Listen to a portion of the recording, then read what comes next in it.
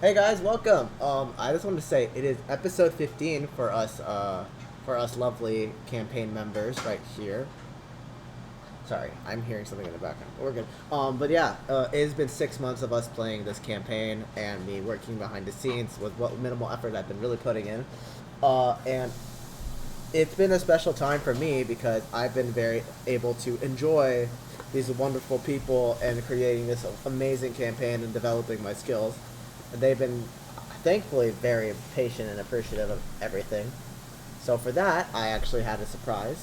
I already told them, but I'll tell everyone that's watching this. I was recently able to invest in a bunch of the source books on D&D Beyond, and because of the Black Friday sales, thank you, America, we were able to now share that with all the players. So they've been in the last couple of minutes looking through the source books and adding things that they possibly would want in the campaign in the future. If there was anything that they wanted to do with their characters, I've been keeping up with it, keeping tabs on it. We've been, and it's been fun. So yeah, I've spent 30 minutes making the entire session today. It's been heavily inspired by a recent event I went to in where I'm living right now in Atlanta, called D&D. It was a Stream Atlanta event where a bunch of streamers and content creators in Atlanta got together and played Drunk Dungeons and Dragons. It was hosted by Jordan Veracio, I believe. I don't. His last name escapes me, but he is a part of Stream Atlanta, and a bunch of these Stream Atlanta people there are amazing. I highly recommend if you're in the Atlanta area, go to some of their venues, some of their events, and you go and experience the wonderful joy that is their community. Because I definitely got to network and make some good friends and hang out there for a little bit, and I played some D&D for once. Like a fucking nerd. But yes, the only other announcement I really have, which I don't think will get much traction, but I might as well give him the opportunity to say it. James, you said you wanted to talk about something. Is that so? Is it referring to my silly goofy Yes. plan? Yes. Oh yeah. I am in the East Paulding High School theater company, and I do that thing. I do theater and whatnot. I do that acting from time to time, and we are putting on curtains this weekend. Thursday, Friday, Saturday, and Sunday. Actually, wait, no, I think it's just Friday, Saturday, and Sunday. We're only doing 3 shows this time around. Um, and we're doing curtains. It is a comedic murder mystery. I am playing Sydney Bernstein, and a lot of people get murdered on stage, and it's really, really fun. It's going to be a great time. I highly recommend coming and seeing it if you can get out there. The shows are going to be um, at 7 p.m. from December 8th to 10th, and the 11th is at 3, which, so I was right. Numbers, yeah, 4 shows. Awesome. And that's going to be a whole thing. The entire company would be very, very grateful if you came out and saw it. The casting was really, really good this time around. It's going to be a great time for everybody involved, and yeah, I recommend. That is it. I've said my piece. Awesome. Thank you so much, James. If I was closer in the area or actually at the time to visit and go to your play, I actually would. But if anyone actually watches this show, I highly recommend. It is a James here is a wonderful actor and loves to get murdered on stage. Yeah, David's a very shitty actor and has no right to ever get on stage, I might Absolutely, add. cannot agree more with that. Straight up. He's got a point. Yeah, absolutely. All right. I am quickly getting some special. I recently also got some wonderful dice. When I volunteered at DreamHack from Misty Mountain Gaming, they are wonderful. I was volunteering, and even though I was staff, and I wasn't trying to give my staff get staff privileges. They gave me staff privileges. So, thank you, Misty Mountain Gaming. I actually will buy your stuff again because it is really nice. I actually will show off some of the gemstone dice I got recently on camera. This is what I'm going to be using to murder you guys. Murdering Sure Bosch. can try. Yes. Murdering Bosch. Yeah, I'm particularly Bosch. So yeah, Particularly Bob. I refuse to die. Recently, I got. It's like Dare in drugs. Just say no. Recently, exactly. Recently, I got their opal dice. This is D&D. It's just say nay. Just say nay. Just say nay. Yes. But recently I got their lovely opal dice that has a little nice crescent moon. That was one of their employees did that. And I also got this blue dice. I forgot the gem, but it's a very pretty dice. It's all gemstones. It's all legit. I'm gonna use it to murder you guys. So yeah, I'm excited. I still have all my big bag of dice right here, and I still have a bunch of my shit. I even bringing this bad boy out because I feel like this would be funny. But yeah, that's enough stalling. That's enough announcements. Let's get into the session. It's been 2 weeks. I'm fucking ready. The big die is the boss die. The big die is the die I roll when it's a public roll. That's what I'm thinking. But yes. Anyway, where we last left off, the Knights of Greebo just exited Orky's magic tent, seeing a bunch of Kikrisy cult members disturbing the peace in the war for Shoshel. Can I add? I'm holding my little guy's hand by it's like a 4-year-old and his mom. That's me. Yeah. I don't. What's Walmart. Wait, what's going on? Is this As we're walking out, I'm holding my little guy's hand. I'm holding him by the hand. He's no longer in the cage. I let him out. You let him out. He's just chilling with me. Make sure you look both ways before you cross the street. I have exactly. Is this something I'm not getting? Is this like a bit? No, that's just the image I want to convey. Oh, yes. Oh, okay. So yes, Guy. the Knights of Greebo, walking out. Bosch, on the other hand, cowering or holding and cowering behind Greg, faced off against the Wanderers of Kikrisy cult members, as well as facing a demon that they did not expect to face. In a what the fuck was it? I don't even care about the name, but you guys remember the name of the demon. Yeah. No, we don't. Image will meme. I will say it is quite odd that there are this many cults in this world. We fought how many now? 4 or 5? There's only one cult. There's only one same cult. Yeah, it was the same cult. Oh, they're the same cult? It was the same cult. It's the same cult. Yes, the demon's name was a Burbalong. Yes, he faced off against a Burbalong lieutenant of the Wanderers of Kikrisy. And yeah, at first thinking that Warlock was chill like that. After the party was not in fact chill like that apparently. After Knights of Greebo mercilessly murdered his followers, or at least his underlings, he did not think he was chill like that. Proclaimed a vast oath to kill the party and ran away before getting eviscerated by, I think it was Warlock. Whoever killed the thing. I don't think I didn't take the final shot on the big guy. I don't think. I think it was me because I struggled to find something cool to say. Yeah. Yes. Like I beat him real bad. It was Bosch. Yes, after Bosch somehow managed to kill the big bad of that fight. So good for you. The only other really important thing, or 2 other important things, is that Selena almost did die. Yeah. Yay! One cultist straight up just does not like halflings. Wanderers of Kikrisy are very racist. Apparently, because that halfling rogue got fucking eviscerated by inflict wounds. So, but thankfully, thanks to the help of their party killing off the rest of the Wanderers of Kikrisy, they managed to go back into Orky's tent and all gain a magical item of their choosing. I believe if you guys want to mention what magical item you guys chose from last time. I got the little patch cloak. Okay, one at a time. Jesus Christ. Sorry. You can go first, Cynthia. I was just gonna say I got a Look Blade Rapier. Yeah, which I will implement that system again. The D100 system. If you don't have it in the store and you want it. So yes, so you got a Luck Rapier. What did you get, Bosch? I got the little cloak with a bunch of patches on it. Hell yeah. Javier. Well, I got Actually, wait. you go last. Greg, what did you get? I got the bag of holding, my little lizard buddy. Hell yeah. The bag of holding that changes depending on who's holding it. It's a visually appease to the person. Cynthia, what did you get? Oh wait, not Cynthia. Allie.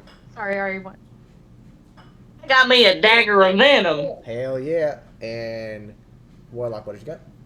I got a lantern of revealing, which sheds light upon anything invisible and makes it not, which is so sick to me. I love that. I didn't know what to give you, but I think it would fit. Yeah, and finally, yeah. I know you didn't know what to give me. Finally, Javier. I got a satchel with like 10 health potions of varying degrees. And? I don't know what you're talking about. Well, I will tell you what you're talking about, because once the party got their magical items, they rushed. They realized that they thought they had more time, but then realized that the ship was about to leave, so they rushed towards. That's Greebo rushed towards the ship and left the continent of Oregon to head towards bigger seas and explore Trifogrand. Finally leaving that goddamn fucking continent. After fucking 14 episodes. Holy shit. We're finally out and exploring the world. But yes, the party did end up, for the sake of brevity, I'm going to say that you guys, in the span of the rest of the day, the rest of the day, managed to get to the edge of not to Terralu, but into the forest that get to Terralu. You were told by the deckhand that it was a day's travel, so unfortunately you will need to spend the night as it is nighttime. And so you will have to spend the night. But they were kind enough to help you set up camp with the other people that were stowed away there to want to escape Oregon. For some reason, it's not that bad of a place. But yes, you guys all set up camp together, and and that is where we pick up today's session. I will also, though, say, Javier, that's you, James? Yeah. Go take care of it. Don't worry. Nope. Okay. We're done. Anyway. We're done yelling now. Okay. Okay. Javier, as you were sitting on this ship, you held your second item that you got. That revolver that Orky said was from Demon, the leader of this thieving hand guild. And you looked at it and tried talking to it. If you were to talk to a gun that just suddenly made you not want to try to kill people, what would you say to it? Oh my god. This gun's acting like a bitch. What's going on, gun? You don't like hurting people?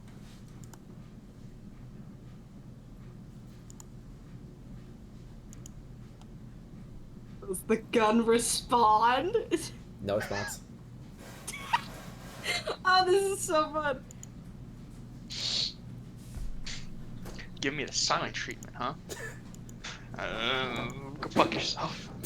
Okay, we're gonna leave it at that. But what does happen is you do attune to this gun.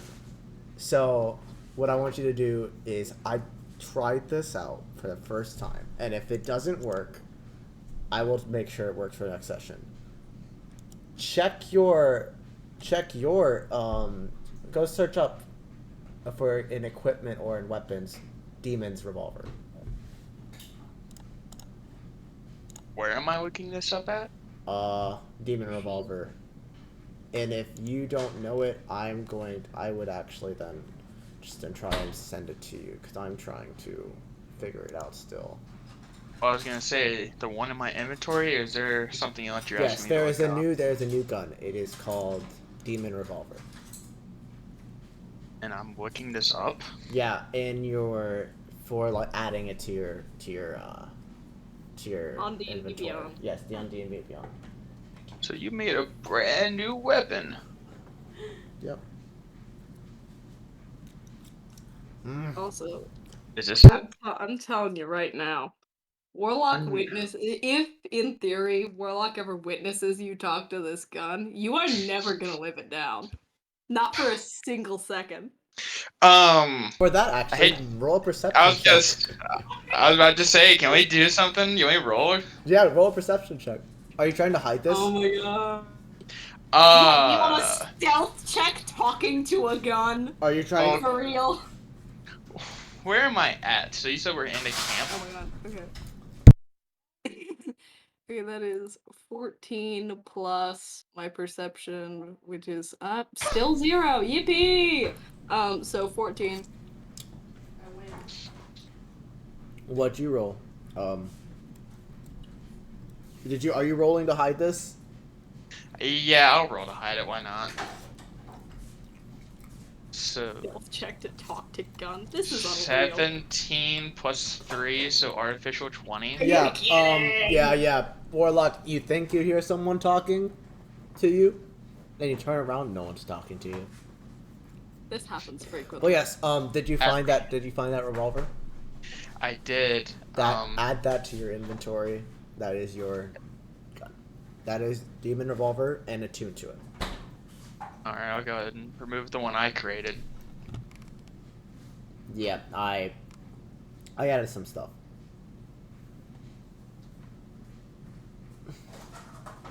I hope that it works well for a revolver.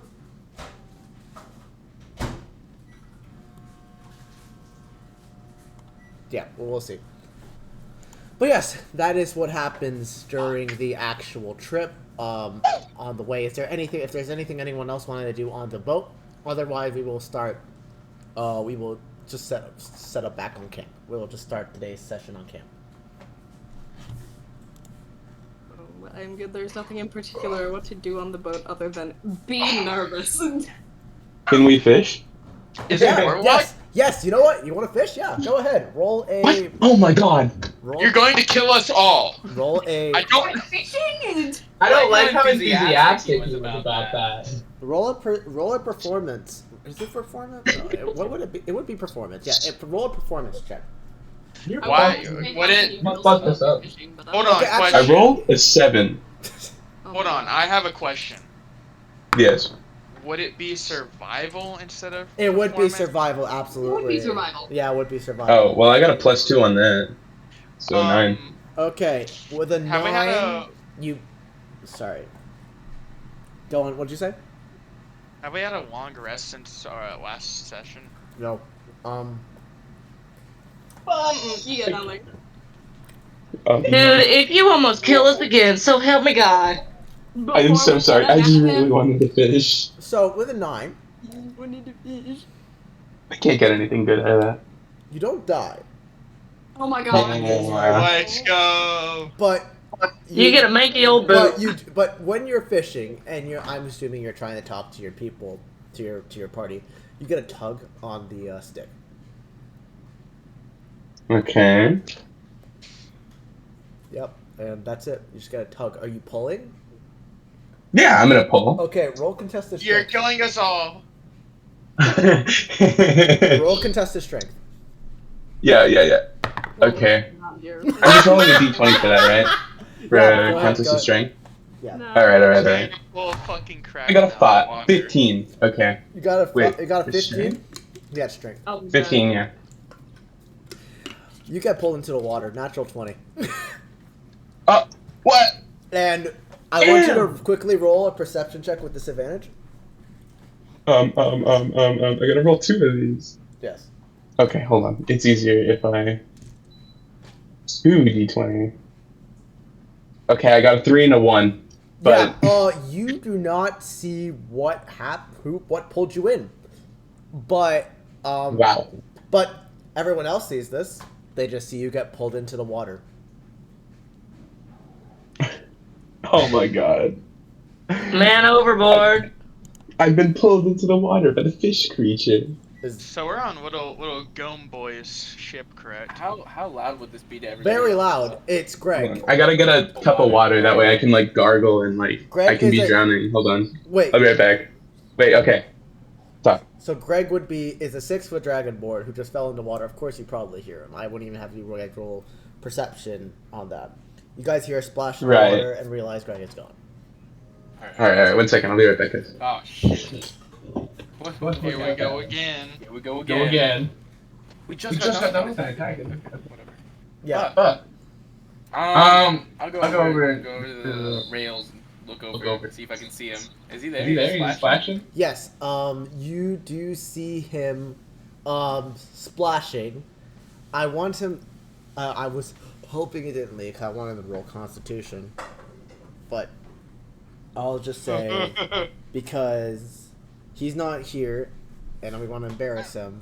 You see him starting to fail to swim. He knows how to swim, but he wasn't ready. Hey, you're starting to drown. Yeah. He's starting to get struggling to swim due to the shock of him getting pulled into the water from a fishing line. Question: is he still? He's still right next. He's still near you guys. He's still near the boat. He's just getting further and further away, very quickly. Greg, let go of the fishing pole. Oh no! Is there like a rope or something we can throw to him? Yeah, there's definitely rope. There's definitely rope. Roll a dexterity check, just to see how far it throws it. Is rolling the dexterity check?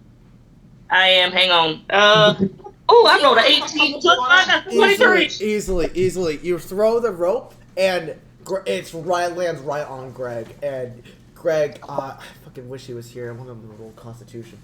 He is here. Yeah, I'm right here. Roll a Constitution saving throw twice. Not even disadvantage or advantage, just twice.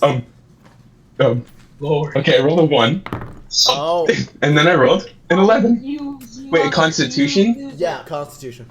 Plus 1. We got a 12 and a 2, baby. You are very lucky, because on the third, if I made you roll a third, you would have been considered drowning. Oh my god. You, on the shock of being pulled into the water, forgot how to swim. And you started flailing your arms, and being a red dragonborn, you hate the water. You are taught how to swim in the Taliism monastery, but you do not like swimming. And that is one of the things that you hated to do so much when you were in the monastery. So, getting slammed into the water, it is shocking. It is something you don't like. It's something you're not strong. And you are struggling to breathe, and you've let go of the fishing line at this point. Because with a natural 1, you can't even hold on to the fishing pole. You're out in shock, and you're drowning. You're about to go under for a full time. The rope slaps right on top of you, and roll me just a dexterity saving throw. A really low DC. I'm gonna put it at DC 6. Question. Thank God, dude. Question. We rolled a 15. Yeah, That's 19. easily enough. You get the rope, and I assume everyone pulls you in. Hold on. Is it a rope or is it a life preserver? It's a rope. So that's not going to help him float at all or stay on the surface. Roll another Constitution saving throw. Oh my god, with advantage because there's a rope pulling you in. Okay, I rolled a 13 and a 10. What am I rolling for? Constitution. Okay, yeah, plus 1. Yeah. 14 or an 11. That was the DC. Was it Yeah. Oh wait, what? The DC was 14. The DC was nice. The DC was 14 to not drown. Okay, cool. Yeah, so I'd say easily there's no strength checks needed from everyone. You get pulled in and get back onto the ship. And if anyone wants to look out into the sea, Greg, you don't know this. But if anyone wants to look about the sea, roll a perception check with advantage. Please no. I'm good, boss. Thanks. No one wants to roll? Wait, what are we rolling? Fishing. Perception. Are we rolling perception? With advantage because yeah, guys, somebody find out what tried to drown me. There's a fishing line attached. I think I'll go fishing. I only got a 12. You don't need 19? You didn't need a high DC, honestly. You look into the ocean and see where the fishing line was, and what pops out? It's just a fish. Oh my god. Wow. It was just a fish. That. How big was the fish? I know that Greg doesn't know this, but like, for my sake, how big was this fish? What type of fish is it? 7 feet. Oh, okay. I can live with that. I can 7 live with feet, but it was very thin. We're talking like mackerel size. You felt like an eel. Yeah, like an eel. You got pretty much fucked by a mackerel-sized, eel-sized mackerel. I got dragged out to sea by an eel. Cora and Oh Selena, my. and since you are the only two people that looked out, you guys see that they poke up. They still have a hook on their thing, and just look at you guys, and then just drop back down, taking the fishing line with them. Oh my god, Greg, you almost got eaten by like a shark, man. It was the biggest fish I've ever seen. Totally. I- Massive. There was so much happening at the time. I could not even tell what was going on, dude. Oh, thank you so much. Greg, I see that you. That was impressive, man. Greg, I see you have Thank you. skill I know. issues. Like, you teach you how to fish. I think I know how to fish just fine. As you clearly saw and heard, I got attacked by a shark. And lost. Not much you can do about that. You still lost. Well, Skill well, issue. I don't have my sea legs Have you yet. fought sharks before? Yeah, have you ever fought a shark before? Yeah. Damn. You're damn have lying. you ever caught a shark, have you? Yes, have you? I mean, I've done most things in such a long and everlasting life. Have you done drugs? Javier? You literally saw me. You literally saw me, like, I don't even know if it was a week ago at this point, where I literally was like, oh, I'd bring like to a walk fake- away. Break a fake cocaine. It's a medium-sized boat, so if you just walk away, you just walk to the other side of the boat, and he can just follow you.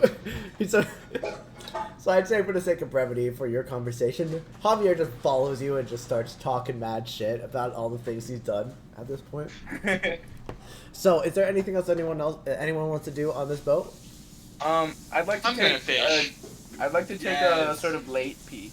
I know the thing's probably gone, but I like to gaze over the water. Yeah, go ahead, roll perception. Alright, hold on. I need to pull it up on my phone because my shit's not loading on my computer. That's not a problem. Why don't you have actual dice? Get real dice, loser. Get real Oh, dice. you have yeah. actual dice? Yeah, yeah. okay. You. Let me borrow. Um, Hold on. Let me find the Oh my God god, it's damn. like these people do not know about Dungeons and Dragons dice. And why I have These a people have never big Dungeons fucking Dragons. bag of them. Never once. One of them also doesn't have a job. Yeah, I'm also. Imagine. They're good for nothing. Yeah. Oh. Why don't you just What steal did you from do? the conventions? Bruce. Yeah, just like, I'm- right. Well, I mean, he can try to steal from you. You're at a convention most of the time. There. I'll borrow them. I promise I'll give them back. Just I don't know when. David, you're not gonna believe this. But yeah, roll I got no perception. clue. Sorry. That's crazy. I'm pulling it up on my phone. What happened? He lost his dice. I got no clue where they are. Oh, it's fine, whatever. Fucking Yeah, hell. they're always at my side or something. So yeah, Bosch, we'll get back to you. If someone else wants to fish, Yeah, hold on. does someone else want to No, fish? once I hear. Yes, I want to fish. Roll a Oh d20. my god. Let's go, let's go. Roll a let's go. survival check. Fuck. God damn it. Hold on. The dice have also been found. Hell yeah. I You got said roll a 4. 20? You got a 4. Yeah, roll a d20. Perception. Roll a perception check. We'll start with Bosch. It doesn't even matter. I got a 3. Yo, So I yeah, also got a 3. I just had a +1 Water modifier. is serene. So pretty you know much- how bears look out at nature sometimes, and like scientifically we know they have this sense of serenity?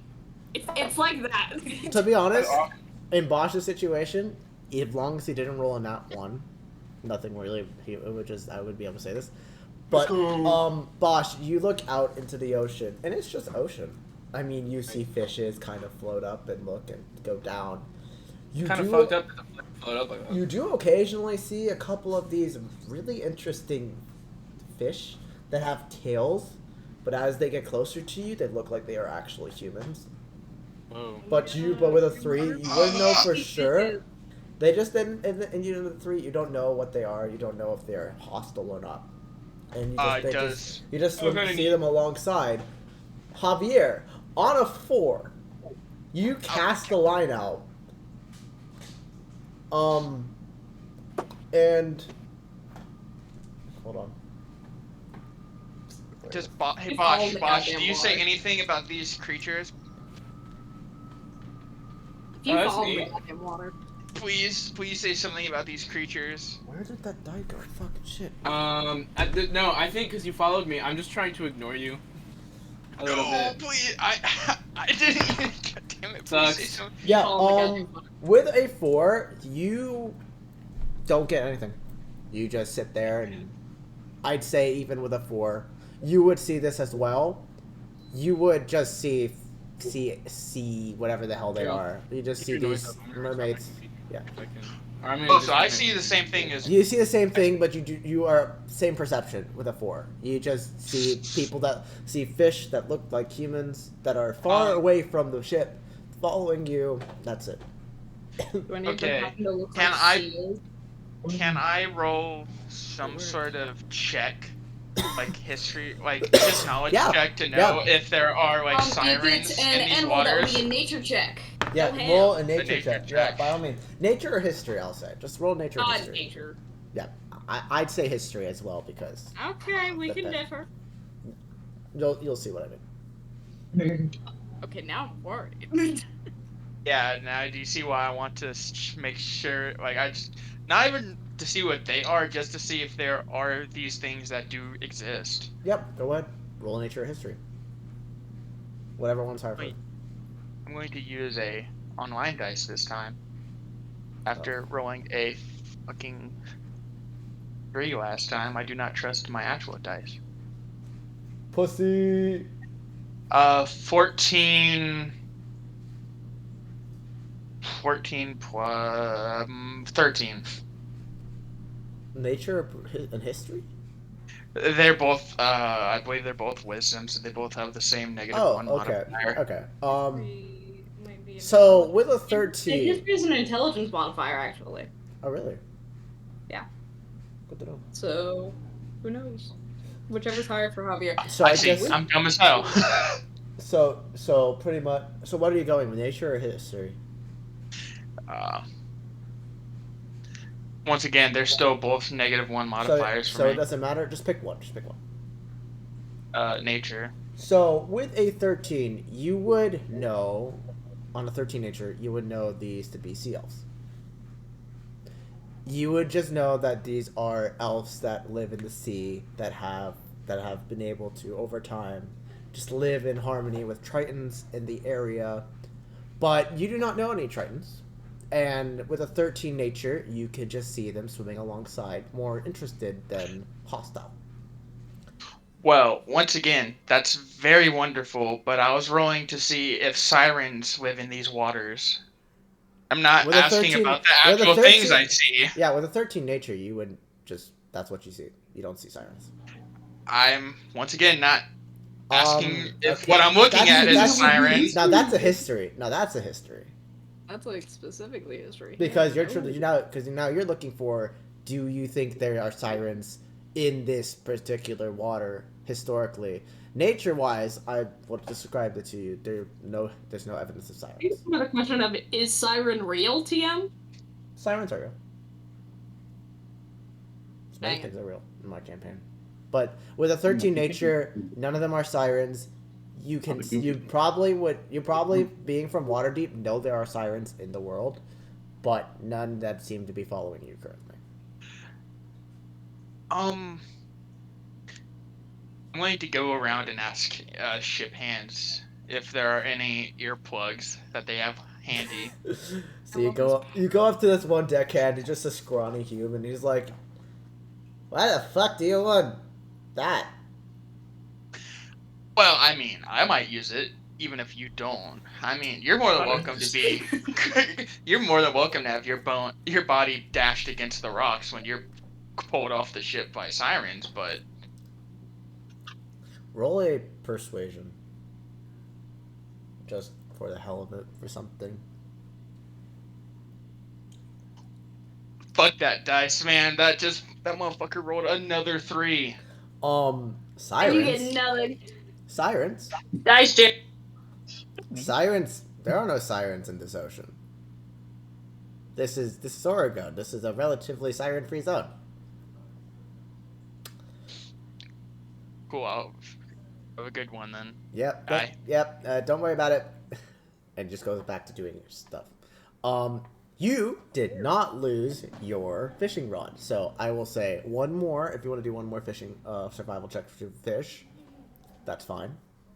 I'd actually prefer to go ahead and rest just to make sure I get even just like a short rest even easily enough. Everyone takes a short rest on this trip if they want to expend any hit dice. Easily fine. But you guys, if there's nothing else you guys want to do, you get the Terralu, or at least the outskirts of the Terralu where they drop you off. You guys set up camp and with a couple of people, and the people start heading in, and you realize there's no one really to watch. It's to set up watch tonight. So I'll do it. Okay.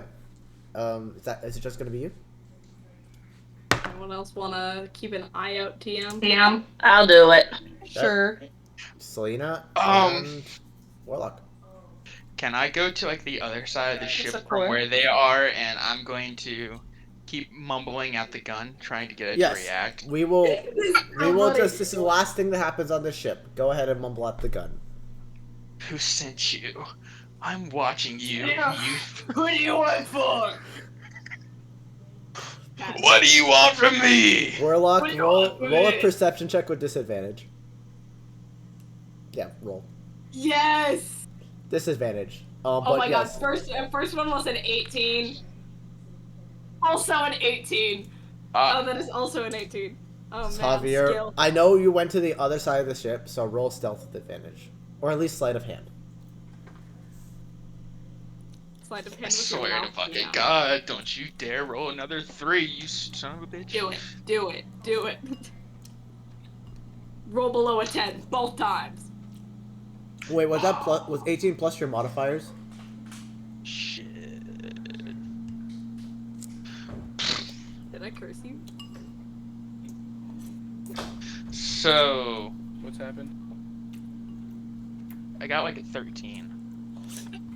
Okay. Warlock. Yep. You are just chilling. You can watch. You know. You're chilling, hanging out, Avoiding watching looking out at the the front, ocean. looking at these things once they get recognized by everyone else, and they like recognize their sea elves, and everyone notices them. They just keep their distance still, but it's nice to look at. You've never been on the water like this before. Don't like it. Yeah, it's nothing like this. Okay. I see all this fishing going on. Yeah. And I wanna try this whole thing. Oh as my well. god. Okay. Can I teach Bosch about fishing? We're gonna clearly we have a lot to do on this ship, so disregard what I was saying about the camp right now. Yeah. Okay, so here's what's gonna happen. We're going to first take care of. Keeps disconnecting me. We're gonna first take care. I'm back. We're first keep gonna disconnecting. Okay, we're first gonna take care of this roll. Then I will tell you what happens next. Okay. So Okay, Warlock, you are sitting out on the front watching, and suddenly you hear, "What are you doing? Why are you doing this to me?" From the other side of the ship. Who do you work for? Yeah, screaming, "Who do you work for?" from the other side of the ship. And with an 18, I would say you would recognize it to be Javier's voice. Oh, we are going to have to talk about that. Also at this point is no longer Moriarty. Warlock has entered. Oh yeah. Yeah, Morlock has entered back into the system, into the body, into the vessel, and I'd say we do not have to roleplay this right now, but we will later. Yeah, don't worry. There'll definitely be time. You see Javier. You don't have to walk up to him. You see him screaming at his gun, and that's all you see. And you don't do anything, and you just go back to watching it. Now, if there's anything else you want to say to your gun, you think you're pretty well hidden. You pretty much hit it well. You try to keep it with the crashing waves, and everyone else didn't notice it. And you don't even think anyone noticed it. what you're up to. You can't trick me. You're not going to get anything that you want.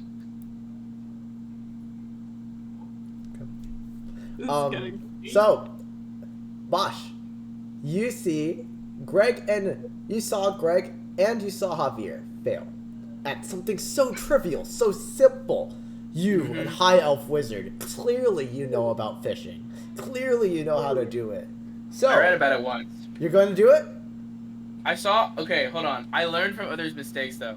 I wanna talk to Greebo real quick because he can make the sticky slime, sticky grease instead of slippery grease. Oh yes, sire! Oh, you are trying to do that thing, aren't you? You're trying to put. Greebo. Oh, wonderful, wonderful. Okay. I need you to stick me to the hull of the ship real quick. To the hull of the ship. What? Yes, this is how fishing is done. I promise you. Okay. You're doing it wrong. What's your dexterity? My dexterity? Yeah, modifier? Hold on. I have a +1. Okay, so here's what I'm gonna decide.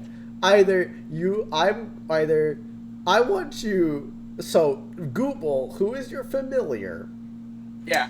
I don't have a Greebo stats. I have to look up Greebo stats. Oh yeah, you can pull those up. That guy's stats. That's when you look up your goofy little demon guys, they'll pop up. Although I think isn't he an aberration? I don't believe so. He's Fey. Oh, he's Fey. Oh yeah, well he will. Yeah, I have his stats. He has a +4 to Dex. So I'm going to roll. We can do either the hull or we can do the regular, ship. Okay, and it's not the ship. That's the reason why it's thing. It's more getting enough viscous grease, sticky grease at that, sticky oil in particular,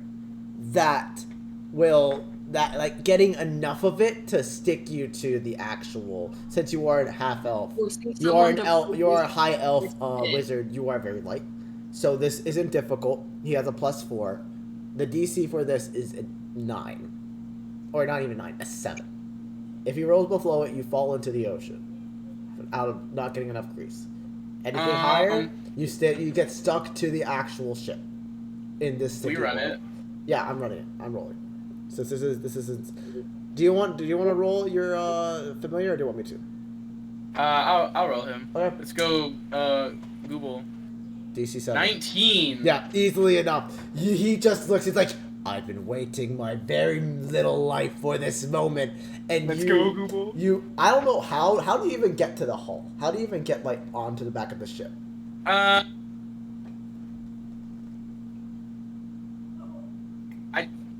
I got it. I take the rope that we used to get Greg back up. I'm gonna tie it to. Does this ship have railings? It has railings. Yeah, right? it has railings. I tie it to the railing, and I kind of make my way down the side of the ship, and I turn around, and I've stuck my whole back to the ship. I won't need you to roll for that because that's a little too much rolling. But easily with the 19, he's like, Master, this is gonna be our greatest idea yet. Yes. And he just unleashes sticky oil on sticky oil on sticky oil onto the actual hull. You have to cover your face, and it's really hard to because you're holding on. But he gets you and the rope onto the hull, and you are now stuck to the hull around 3 feet up from the water. All right. Did I bring my fishing rod? Did you? I would. That's. Seeing as how you have to ask that, I'm going to assume Yeah, you I left it assume off you. on the boat. I definitely think you left it on the ship and said and we're hoping someone would give it to you. Google, can you get me my fishing rod? Oh, please? right away, sire! And he just like runs up and just grabs it from Javier, and he's like, "You fucking suck at this," and just runs back down. And he hands it to you like, "There you go, sire. Let's do it. Now do it." You're a real. How tall is Google again? Oh, he's 2 feet. He is fucking. Okay, tiny. and how far from the edge of the It's okay. railing You say you're is gonna Bosch? beat this thing. No, what I'm guessing is that from the island. that he's not gonna be able. Oh, are you trying to do this on the island? I assumed you were still on the boat. No, I'm saying how tall is he? Is he going to be able to hand it down You to are him, or is there six. too You are a much distance 6 foot for him to elf. reach? Dude, how tall is Bosch? I think you are said to 6 foot. You're a high elf, so you have to be tall. Tall, skinny. Yeah, you are very much. He's very easily able to climb up and climb back down. He, after all, does know how to have sticky oil, and he knows how to use it. And with a 19, he easily just puts them on his hands and just climbs back down and climbs with one hand and gives you the thing and climbs back up and waits at the top, or he sits back on your shoulder. Google, it seems dangerous, and I just brought you into this adventure. Please stay safe. Somewhere else. Where should I go, sire? Should I go harass the funny man? Who's the funny man? Go harass all the funny men. Absolutely. And he runs up and goes straight to Greg. Let's go. Hi, Greg. Is there anything I can do for you today, Greg? Lovely to see you here, Greg. Oh, it's amazing. You know, that lovely chap that we burned to the ground. Incredible. And so that's what happens. And then he goes to Javier and does the same thing. Then he goes to Warlock and does the same thing. And I cast my line. Yeah, you cast your line. Based off that incredible idea, survival check with advantage. Okay, space 16. Hold on, does that come with a plus at all? Survival. I have a +1 in survival. So 17. Okay, with a 17, you cast your line, and it sinks down. And you're going along with the ship, so you kind of feel it dragging, with 17 dragging on the ocean floor. Onto the ocean floor. Tick! Something hits, and I need you to roll a strength check for me. Oh, Lord. Please. And I'll say this, DC is 6. That's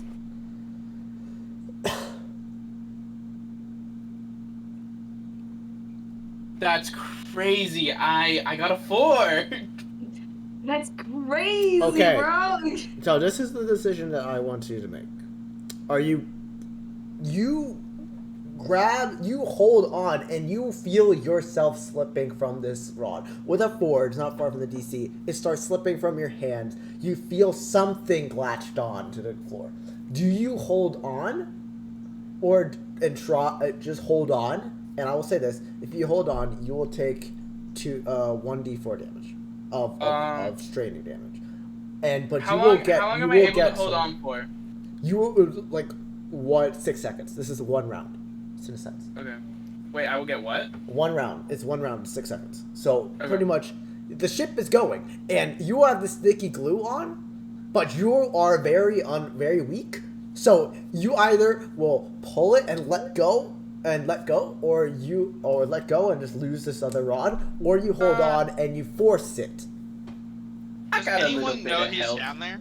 I'll take it. I'll take it. Definitely. You see Google. Google does. Google's probably bragging about me But right no now. one, how but no awesome I one, am. but no one can help you because you are so far down on the boat. Okay, yeah, I'll hold on to it. I'm Okay, good. so you take 3 points of strain damage as you just get dragged, and your sticky thing. Your arms just start like hyper fixating, and it's like you feel like your arms are about to pop out of their sockets, but then and you just suddenly it's like something's dragging along with you on top of the ocean floor. Do I get to see this thing? You need to reel it in, bro. Yeah. Okay, I'm gonna reel it in. Do I need to roll for that, or? No, but as you roll it in, you start to see a leathery mildew, a leathery seaweed wrapped bag. A bag? Yeah, like it looks like a sack even. Just something that, like, it's a sack, and it looks molded. It looks old. It looks like was on its last ends, and I'm really disappointed, but I'm gonna reel it in the rest of the way. yeah, you pull it You up. stole a mermaid's purse. Stole a fucking mermaid's purse. Yeah, you go and look behind. Go as you do this. You look up and you see a sea elf look at you with dead eyes. No, I'm just fucking kidding. No, but you pull in this bag and you just see it's a simple sack. But yeah. All right. Can I shout to somebody? I'm done. I'm ready. I fished, and The, it was more the successful moment than the anybody moment else. you say hey, Goople's right there. It's like, Master, did you get something? Oh Lord, I didn't think you'd be that fast. Yeah, Google. Hey, I'm done fishing. Hell yes, awesome, amazing. What did you get? Interestingly enough, I got a bag. It's not a fish, but Ooh. nobody else got anything, so. Treasure. Bosh is chasing the bag. Yes, treasure. Treasure indeed. And as soon as I get up, we can actually take a little peek. Would you like some help? Yes. Okay. Just takes up all the sticky oil back into his body, and Lord. Thankfully, you are holding onto the rope still, but you also have the bag. He takes the bag from you, climbs up the rope, and he's waiting there with the bag. You guys all see Google with a bag right now. Google purse, or Boogle? So we all see this little creature with the bag? Yes. Google purse for Google. Everybody, I have an announcement to make. I'm going to walk over to where Google's standing and look off the side of the boat. I have fished successfully, and I have treasure. Are you bragging right now? No. Now let's look at this bag. Be careful when you open it. Before he It'll be climbs fine, up, I'm sure. Can I cut the rope? Yeah, go ahead. We might need that rope later. You start climbing. Okay. It's the ship's rope. It's the ship's rope. Are you bragging right now? And then I'm going to pull out like a little knife and start slowly sawing. Like you. I want you to roll an intimidation check, Javier. Hey, if he's about to open that bag, I'm gonna like hide behind a box. What did you get? Fucking bullshit, bro. This dice is fucking with me.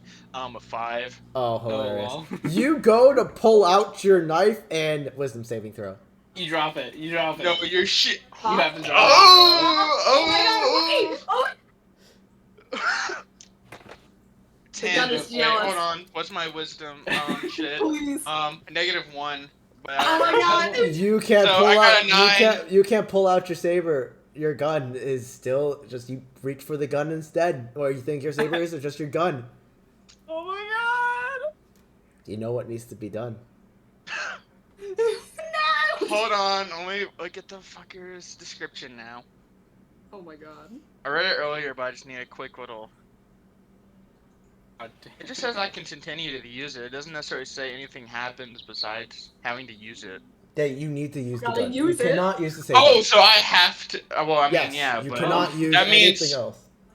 I was just gonna say, whenever I pull it out, does that mean I have to use it right then and there, or is it just Well, I have it now and it's so, the only thing I can use? Yes, it's the only thing you can use. You failed a wisdom saving throw. That's the only thing you can use if you want to, off of a 5 intimidation, cut this rope. You have to use the gun. I'm going to roll performance. I'm just gonna kind of do a little spin and try to put it back in the holster.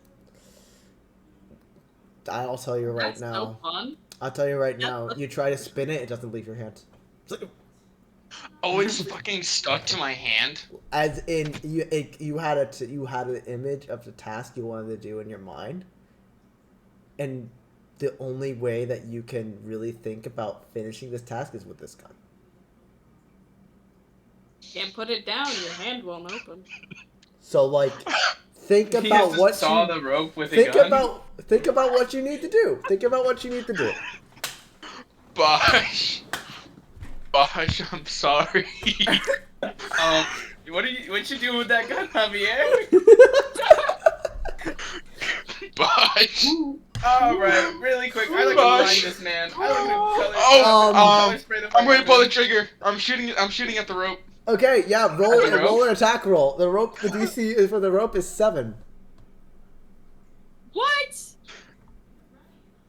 Really? Ooh! You said it's a That's DC really of 7? low for shooting a small target of a rope. Well, he's right next to it. On a ship. Yeah, on a boat. Yeah, it's on a boat. I'm proficient, so Shut that's up. my excuse. Anyway, funnily enough, this is the only roll I've rolled in like 6 times that's finally fucking succeeded. So what's the score? It was a 9. Wait, oh wow. You pull out. You try to get your saber. You pull out your gun. You try to play it off. Flip it up. Try to put it back in your thing. Bosh, I'm Throw your sorry. gun. You look at the rope. You look at Bosch. Bang! Rope snaps after you hear. Everyone hears a gunshot, and suddenly, Bosch in the water. Quick, Google after him. Am I as panicked? I'm not. I don't think I'm as panicked as Greg was. I'm still panicked though. Like, what the fuck? Okay. Yeah, so you are. I will say this: as a high elf, you were prepared. You saw this danger happening. So you think you would know how to swim? I know how to swim, but I've never put it into practice. Okay. Like everything with Bosch. Hold on. So yeah. Hold on. Before anything else happens, I'd like to say this. Well, actually, I have two things. Question: the gun, I can put it away now, right? You put it back into your holster. Hands free. I'm jumping in after him. I'm gonna go try to save him. Yeah, go ahead. And I know Javier would know how to swim, living in Waterdeep. So yeah. We have another rope to throw to them. Yes, there's ropes all over the ship. That's not even a problem. Okay, so I Throw got a another 16. rope.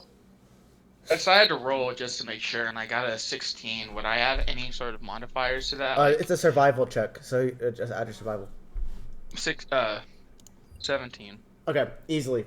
Bosch falls into the water, and as easily, Javier jumps in, grabs Bosch as he's entering the water, and swims back up, and is now paddling with Bosch. Bosch, you don't need a roll con save. You are able to know, like, you've never been in water. Like, or not even never been in water. You've never swam in water. You've been in, like, baths, obviously. But you've been... Lazy river. Yeah, in a lazy river back in your hometown, in your home state. Never like gotten down. You've only stood in it. Yeah, you were very comfortable like with just being like held and swam with. So this is easily you know how to keep your head just above like water. The simulation. So yeah, Javier's just paddling, keeping you on his body. I'd say James, start drawing. Easily enough. Cora and Selena, the moms of the group, just see this and throw another rope down, and both of you get up safely.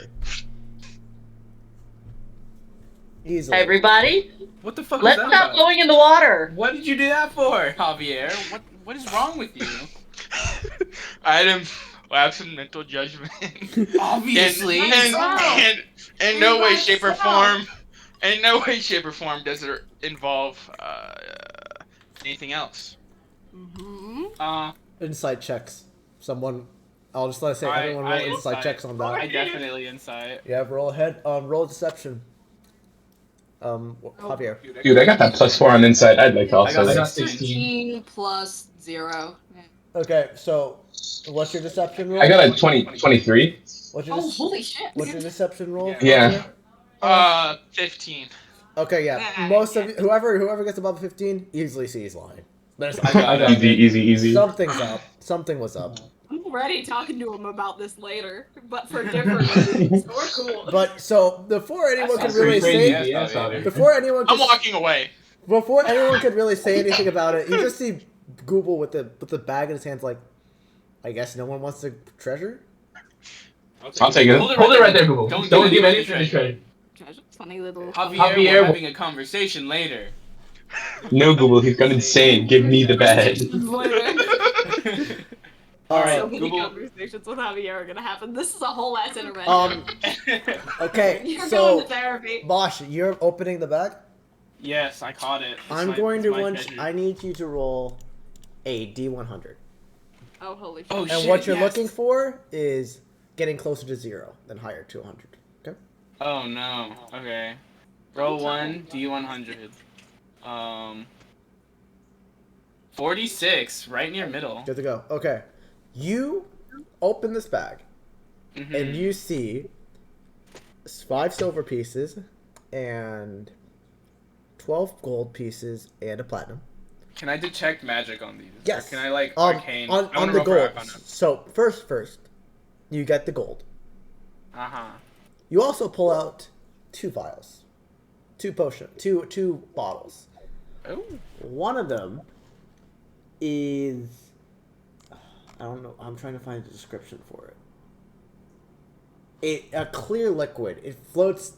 There are white things inside of it, and it's like it looks like it floats to the top. It's very clear at the bottom. It's very clear at the bottom, and there's white imperfections at the top, and it looks like a very slim bottle. The other one looks like the sea, and it looks like there is a sea inside of this bottle, and with detect magic, both of these are magical. Huh.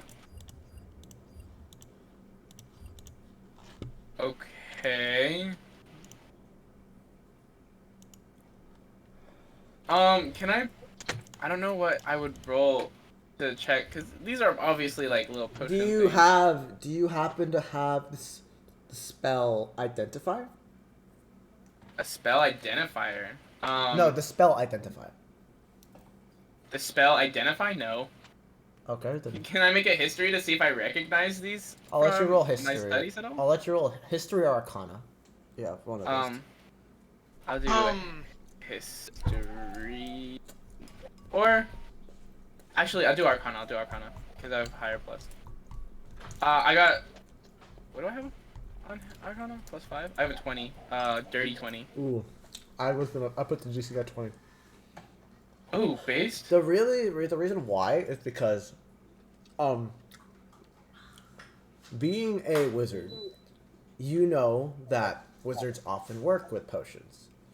Different types. Not only are there health potions, but there's potions of, there's potions that help you fly, that help you see in the dark, that help you do many different things in the universe.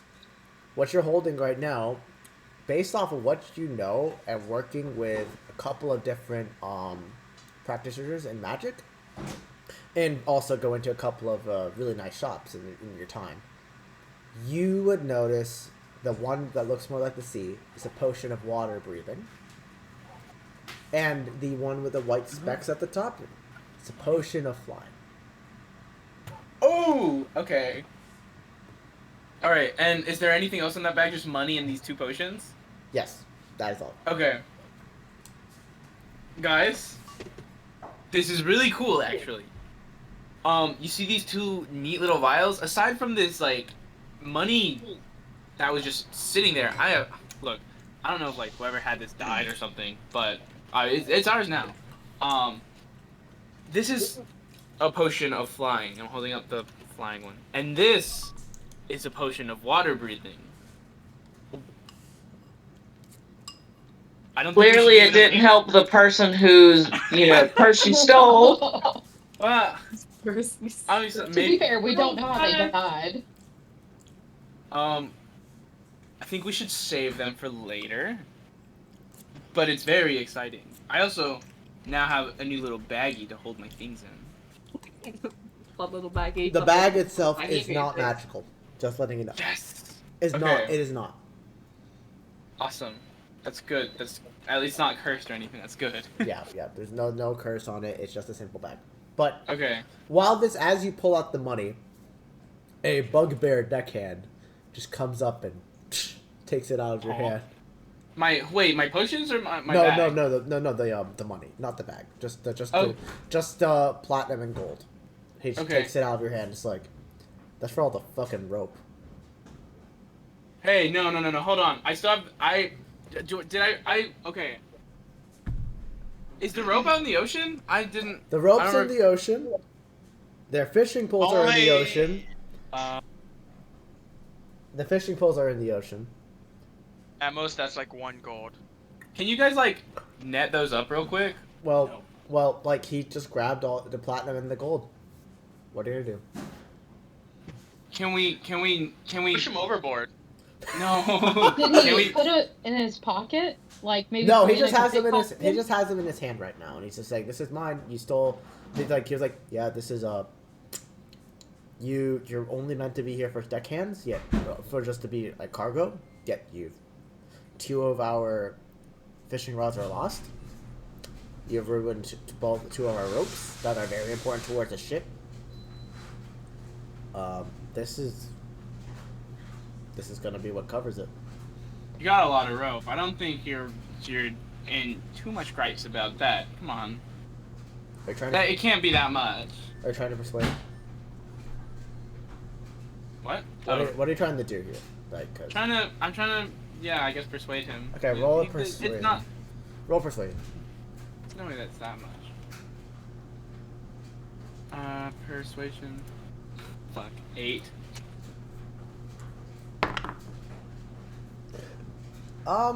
Last time I checked, you were on my ship. Oh.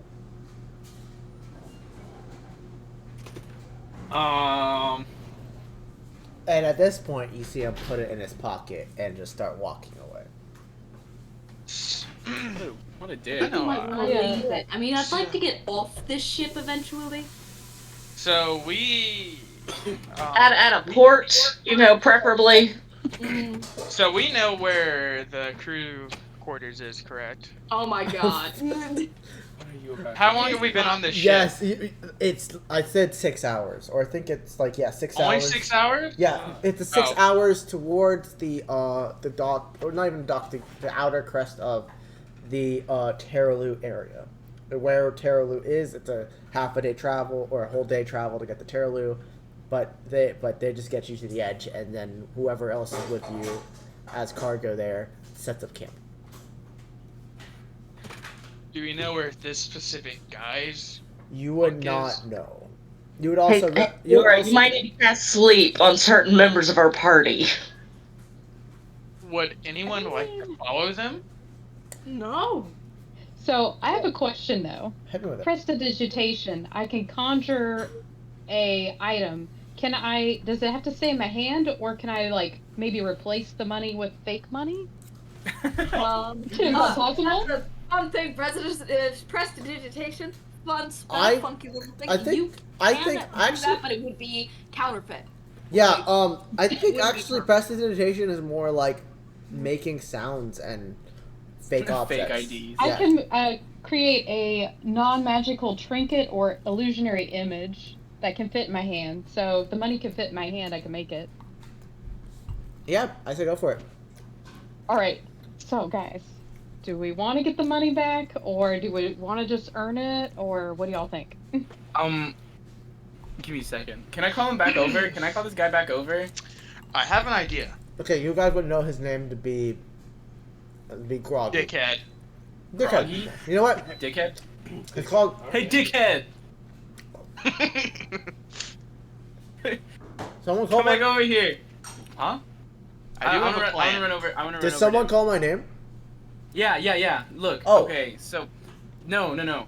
So, we did trash some things, and I'm really sorry. I thought about it, but you've taken my play money. It's really good play money, but I play Chumopoly every now and again with my crew here, and that's the banker's money. And I didn't want to send you around. Make a deception check. Fuck. My plan was to, bribe them with a fake trinket. Like, hey, this is of equal value. I did a 15. Oh, yeah. It's a decent deception check. I will say advantage because someone's actually has like a trinket that. Oh yeah. Okay. Like trying to say that. No, it stays 15. Okay. Fuck shit balls. He goes and looks at you, and the moment you say Chumopoly, did you say Chumopoly? Yeah. Oh my god. What? You've never heard of Chumopoly? Oh my god. No. Oh. I'm a professional Chumopoly player. A professional Yes. Chumopoly Yes. player. You not I know start me? sweating. Dickhead, the professional Chumopoly player? I'm Look, known. Nick. I'm known around Trifo Ground. I'm just doing this as my main gig because we're currently Chumopoly is currently still trying to develop their their scene. Yeah, it's like You're that dickhead. Yes, I'm that dickhead. Oh my god! No way! Yo, guys. I'll tell you what. Chumopoly minigame. Seriously, we have 30 minutes left. That's enough time for one Chumopoly game. If you win, I'll give you back your money. Holy shit! But if I win, I kick you out into the ocean. You gotta swim back. What the fuck? Would really like it if we didn't take this deal. Hey, Because don't. I'm with Warlock. Don't worry. I don't like Don't worry. ocean. Don't worry. It's only whoever participates in Chomopoly will get kicked off the ship. I'm not buying. Can I insight this guy? Insight? Yes. Go ahead. Go ahead. I Insight. got a nat 20. Yeah. I'm not I don't even need to hide this. He is a fucking Chomopoly professional, really wanting to do this because he's bored off his tits. Wow. That's interesting. Well, some of us also, while not knowing how to swim, don't know what Jumopoly is. I'm sorry, I'm very. But we should totally do it. People don't ask me to play games. No. Well, you don't have to play if you don't want to. It's just for people that want to play. Oh yes. No, but we all gotta play. Come on. Whoever plays and ends up getting thrown off, I still have rope in my inventory, so we can just drag you along with the ship. Okay, yeah. I want to play some Oh, don't Yeah, worry. dude. Don't worry. I'll only throw you off 5 minutes away from the shore. I'll make the deal, but let me see how much Chomopoly money do you have in your hand? That's your Chomopoly money. It's the 1 platinum and 12 gold. All right, you have to match it for each person that decides to play. Oh my god. Oh, this is my entry. This is my entry. You get it back if you win. You guys have to put it in. You have to put in your own Chomopoly money. We don't have any platinum. Yeah, we only have gold because we are Well, very well. it's 20. Well, it's 22 gold. You don't need to do. It doesn't need to be exact currency. It could just be that 22 gold. Shit. So yeah, who's in? Yeah. Who's in? Okay, I'll play. 22 gold. Warlock Yeah. wouldn't want to play, but would definitely like watch. How are we playing? Okay. So I don't know the rules of Chomopoly. So here's what I'm going to do. Everyone that wants to play Chomopoly, get the following dice out. A D8, a D12, and a D20. Okay. A D8, You're going to- a D12. D12. You're going to roll the D8 first. Whoever gets the you're going to bluff, or you're gonna try and get the highest number. Unless you get a 1. If you get a 1, that is the highest. It's from 2 to 8, and then 1 is the highest one. You're going to act like you have to act like as if you've gotten the higher number. And then you can bet, or you can straight up say chum, which chum is just Like folding. folding, yes. And Okay. so, and chum is if you really don't like your hand and you just give the basic fee, which in this case is a gold. It's a gold of base fee, and you can bet extra, add extra, and once you put in the bets, you roll a d12. Same thing, 2 to 12, 1 is the highest. Now, and the same thing goes. At the last one, the d20, this is the big one. 1 is the lowest, and 20 is the highest. And if you roll a d20, you double your score from the first 2, which is good. So if you rolled like a 3 on your d8, and you roll a d20 on the d20, it's a 6. So, you said the goal is to make others believe we have the highest number, not necessarily to have the highest number? It's to have the highest number, but if you have a low number, you're going to bluff. It's like poker, but with dice. So basically, if you're rolling the 8, you want to get an 8. If you're rolling the 12, you want a 12. And rolling the 20, you want a 20. No, throwing an 8 and a 12, you want a 1. You do not want a 2. So 2 is the lowest, it goes to 12, and the 1's the highest. Okay. But if you roll a 12, and you get a d20, that's 24. That's like with a 1. If you rolled a 1 and you get a d20, it acts like as if you pretty much automatically win, because getting 2 1s is if you get a 2 on your d8 cancels out that. So it's like you got 2 1s and a d20, which is near perfect. Hell yeah! It's a game I made up on the spot. So if I play, does that mean, since I'm not the one who lost the money, does that mean I get to throw the other 2 off the boat? Oh no, so Dickhead stays on the boat, but he just gives up the money. Oh, can I still throw Bosch off the boat? Absolutely, at the end of the day, that's what it is. I'll play. Yeah, fuck it. Okay, so it's Bosch, Javier, and is anyone else wanting to join?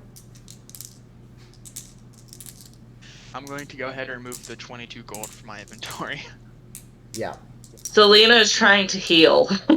Yeah, no, you're just. I don't have any money, so. Everyone hangs out. Okay, so we're gonna do this because I do want to actually get to something today, and I don't want to make the session last till 8:30. So we're gonna do 2 rounds, and we're just gonna say, depending on the score, that's what happens. Okay, so roll your d8s. Don't be shit, boy. All right. Let's Hell go. yeah. All right, so, who wants to go first? I'd say Bosch, you go first since it's your money. So wait, my options here are to Bet, go all in, or chum. bet or chum. Bet, go all in, or chum. Bet, go all in, or chum. Yeah. Chum, you're fucked. Chum is fold. Yeah, right. Chum is fold. I'm betting. All right, how much? 3. 3 gold. All right. Yeah. He's going to raise and put 5 gold down. Javier. I'll do 10. Ooh. Lord. Yeah, no, Bosh, I'm taking all your money, you dumb fuck, and then I'm throwing you off the damn boat. A part of this, don't you understand, dude? He doesn't get it. Okay. Yeah. So yeah, that so Bosch, you have to match 10. So you have to pay 7 extra gold.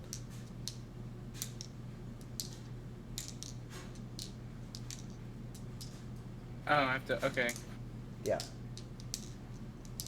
If you want to continue. I matched him. Yeah. He and Dickhead matches you. What about Dickhead? So 30 gold, no. Oh shit. Everyone roll your d12s. Alright. Listen to that fucking fibber, goddamn man. It's gonna be Dickhead's turn. He's gonna put down a gold. How much gold did he put down? 1. Match. I'll put in. Yeah, okay, I'll match him, I guess.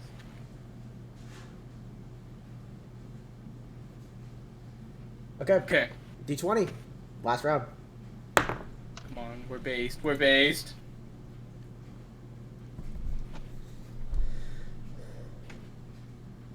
Is it the same? What's up? So it's now Javier's turn.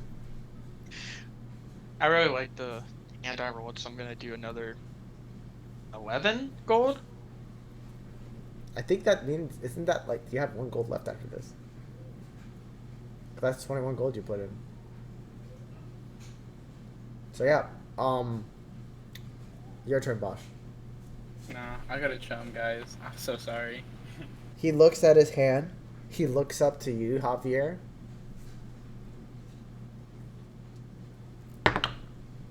Is he gonna match me? He puts all of it in. Fuck yeah! Let's go! Okay. You put it all in too?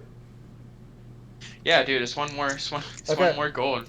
You got, okay, so what did you get on your D8? I got a 4. He got an 8. What did you get on your D12? I got a 2. He got a 4. What did you get on your D20? I got a 13. He takes your gold. God damn it. Yeah, no, I was really hoping to get y'all to chum. God, that sounds so fucking shit, man. Saying chum. And with that, the only person left with money is Bosch. Based. So do we have another round? So I can play again. Can buy in 22 gold? You want to buy it again? Sure, why not? Buy it again. 22 gold. Yeah, cool. Let's go. Yeah, okay. Gambling's a hell of a drug. All right. D8s. I'm going to pull out a second D20, and I might possibly see if I can do a separate roll next time. Not necessarily of a. Ooh. Not even Yeah, not even this. okay. Just roll your d8s. I'm really gambling this time. Yep, d8. Okay. Since he won, he goes first. He's putting down 4 gold, and I'd That- say he has 42 gold now, or puts down 44 4 gold. gold? Yeah, he has 44 gold. He just put down 4. I'm gonna match him. I'll match him too. All right. Gold. 12 gold down. Roll your d12s.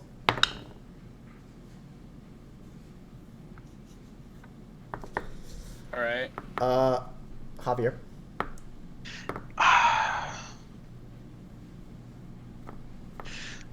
So I do have a question. Yeah, go ahead. So I pulled out the second d20 for a reason. Is it possible for me to try to cheat? It's still on the No. d12's turn. Yeah, I know. There's always a possibility to cheat. You just have to just say what you're doing, and I'll tell you what to do. So we have screens like preventing everyone from seeing what we're doing, right? No, this is out in the open. So what's the point of bluffing? Bluffing if anyone can see the dice? I see what you mean. There are the way they do it is they have 3 planks. It is like this. Everyone there is, or it's like this, but it's further out. There's a section for Bosch to roll, a section for him to roll, and a section for you to roll. This is a very impromptu, on the spot, so it's kind of makeshift. They are relatively far away that you can roll. No one they can see people roll. No one they can see you roll your dice, but they can't see the number. And how is everything revealed whenever we get to reveal them? Do we just say what number it is, or do we move There something? is. See, so Chumopoly is usually done where everyone then brings the table in together. They they write down the number, and then they have the dice right next to it on that number. And there's also someone watching over it. This is a little bit more of a home game, so Who's watching over it? Who's watching over it? Well, okay, God. I'll say for this sake, some of the crew that's not currently working is acting as referee. They also watching. enlisted the help of some of your party. I'd say for this sake, Greg gets offered to help, just stand to ensure that no one cheats. Hell yeah. Okay. Who's currently looking at me? I'd say one of the crewmates and Warlock. Crewmates. Most definitely. I have a little something planned, but I'm not going to reveal it quite yet. It's still the D12 turn. It's your turn to bet. I'm going to check. I'm assuming we're going off of poker rules, so whenever it's someone's turn and there's no bet ahead. Checking is a completely valid thing. Bosch? I'm gonna go ahead and put in some 12, I guess. Is that all your gold? No. Oh, but Well, how many did you lose last turn? You don't I'll- get that back. I know. You still. So you put an extra gold. You put it back to 22. Okay, that's fine. He puts in 12. He looks at you and says, "You really are a chump player." He puts in 12 as well. I'll match. All right, that is 66 gold in the pot.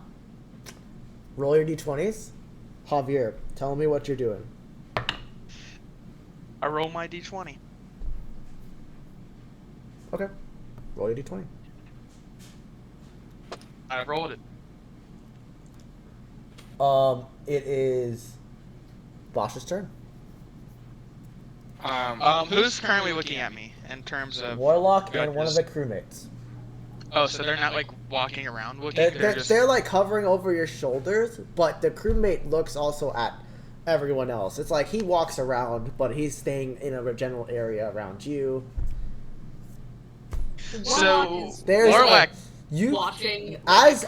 so I will say this. I will say this for just to understand. You are from Waterdeep, very well known universal town, very well known mixing pot town. You are not you are not new to cheating when there is surveillance. So you have ways of telling when there is a time to cheat, especially in home games when you very much want to win. All right.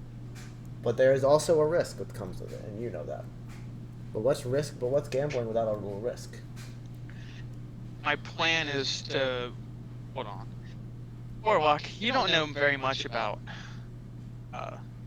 Strumopoly, do you? Nothing. Not a thing. All right, cool. For now, I'm not going to do anything. So you said it's my turn? So no, it's Bosch's turn. Yeah, I rolled. I'm good. Yeah. You're checking? Oh, Yeah. it's the betting. Yep. Put in another. I'll put in a peculiar number. I'll put in a 13. Gosh, that's a lot of money to lose after you lost your Oh, fucking investment money. 13 That's nuts. gold. How much gold do you have left, Bosch? I have a shit ton. I don't. How much? We like I have. More than you. I think I accidentally added that. How much? And he's looking at you with this look of like. I'd say roll insight, Bosch. Just Bosch. I'm rolling my insights. Do I get advantage, mayhaps? No, just he's looking at you. There's nothing to give you advantage. Just I got a 7. He looks like a gambler. So yeah. I got enough. We'll put in whatever you like. I put in 13. I wanted to put in peculiar number. Okay. He counts 13. Dang. He counts out God. 13 more. They call you dickhead for a reason. He counts out a third 13 pile. What the fuck? He takes the first 2. He takes the first 2, moves them to the side, takes 1, puts in the front. Then he takes half of the second one and puts it on top. 20. 20? You're nuts. A match. No, it's I It's his just added turn. up too, right? it's Javier's turn. It's Javier's Yeah. turn. Balls. Yeah. I'm just going to take one more glance at Bosch. I'm going to say, Bosch, you really don't have the money to keep going, man. You lost your 500 gold investment from just, Risky Chad. Yes. You don't really have the money to gamble with. Okay. Mr. Boastful earlier, I'll tell you what. I'm going to match the other guy, and with that ends the turn, or does Bosch have to... Bosch has to put in 7 more gold. I'm putting my 7 in. I'm going to go ahead and put my plan into motion. Hit me with it. If that's fine. Yeah, go for it. I kind of, in my hand, whenever I went to go match him, I kept the gold piece in my hand. And basically, whenever we're about to go reveal, I'm going to throw that out from underneath my hand and try to smack the 12 dice to roll it. Yeah, I'd say that's a sleight of hand check. Don't roll yet. But yeah, Bosch, what are you doing? I matched. All right. So let me just count this. I'm balling. First round was 10 gold each, then was 12 gold each. So at that point it was 66. You guys all put 20 more in. 126 golds in the pot. As you go to roll, first we're gonna start with the 8s because that's something you're not gonna roll. So yeah, he says since I won last time, I'll go first. I got an 8. Damn, I got a 5. Again? Motherfucker. I got a 7. Real quick, can I cast Prestidigitation to change the markings on his dice? Oh my god. Who are you changing the dice Okay, markings on? so here's the thing about prestidigitation. How I've seen people use it, it's more of like sound effects and actually making things move. I don't think you can change something It on a does say- dice. Oh no, you can. No. You can repair Oh, really? You can stuff change a or make it marking. like decay. There's a lot you can do with. What I will say is this. Prestidigitation. I won't let you change the markings on the dice. What I will say is, I'll let you do something so that he has to roll it again. Well, no, let me explain because it says you may make a color, a small mark, or a symbol appear on an object or surface for an hour. So that's why I'm saying I could Ooh. change the numbers. Okay. Yeah, like Who 4 to are 5. you? Doing this Roll a for? sleight of hand check then. What is the components Okay. for? It's a. I know this is a cantrip, but what are the components? Is it variable, somatic? Is it materialistic? It is. Wait, which one is it? Sleight of hand. Okay, I failed that probably 7. Yeah. You go to reach out your hand to cast this, and a deckhand smacks your hand. It's like, no cheating in chum. And he goes, What a and- funny I guy. love it. Guess who recently What a got funny guy. prestidigitation? Who? Me. You want to cast? Okay, Rock on. sleight of hand as well. I'm thinking about it. I don't think I'll do it this round because I just get. This is the final for round. that, but, Sleight you of know. hand. Sleight of hand again. Roll sleight of hand. Sleight of hand. Sleight of hand right now. Yep. Fuck it. But this is the final round, and we're Oh my currently God. revealing our dice. And what's my modifier on that? So yeah. Sleight of hand is +1. Okay, let's see. That is an 18. Lordy. Who are you? Wow, dude. Okay. This dice are you affected? You are so Hand it over. confident that you cast it, and the numbers change. He goes to reveal his D12. I got an 11, and and it's a 1. Yes! But then he looks up at you, Warlock, as you did not forget to release your hand. Hi. And I'm waving. Hello. He looks to a deckhand. The deckhand, bonk, hits you on the head, dealing 1 point of damage, and you lose concentration on prestidigitation. It goes back to being 11. Oh shit! Oh fucking god! He rolled a 19. I got an 18 +1. You never said 19. Okay. Oh wait, didn't I? Oh, I'm You sorry. said- I was so proud of looking at the 18. Yeah, you know. that I Okay, said that's different then. He looks at I'm so you, sorry. and you play it off. Okay. So he looks like, he looks and, oh, I guess I got a 1 actually. Yeah, I got a 1 on my D12. Violent, dramatic. Now, Javier, you want to do that thing? I'm excited. Roll Hold on. side, roll side hand for your D12 thing. Sleight of hand. Are we gonna do? I'd like You're- to shoot the meanest looking glare. One is At not. who? very- Who At- are you glaring At at? our number 1 boy, fucking dickhead. Dickhead, yeah. Oh wait! Yeah, Oh wait! it's Wait! like Wait! that. Wait! Wait! Wait! Wait! Actually, wait. He roll. Actually, he looks at it and he's like, "Oh, that's not a 1. I'm stupid. My 1s and 2s look really fucking similar. It's a 2. Sorry. Yeah. Look at him confused, like, who the fuck draws their 1s and 2s? Win. It's like, look at my dice, and he looks at the dice, and you look at the dice, and it's like, it's very crappily made. It's like, these are ones that he made himself, and it's like, he needs work. Looks like. I So, yeah. say, oh, neat. Are but you it's sure like these my- dice aren't weighted? They are not You weighted. made them yourself? Yep. These the crew here is not only my crew, but they're also chum players themselves. Not as good as me, but they also Amazing. but they I know how to love play being chum. around That's experts. why they're watching. So don't worry, none of them are weighted. You can look at them yourself, and easily enough, not weighted. You roll it, it's fine. He just says the 1s and the 2s I'm working on because the calligraphy is a little weird. But yes, apologies. It is a 2. I thought it was a 11 or a 12. Yes. So yeah, he gets. So that's it. So yeah, that you get a 2. You want to do your D12 thing. Roll sleight of hand. He's going to roll. Okay. The DC for that is 6.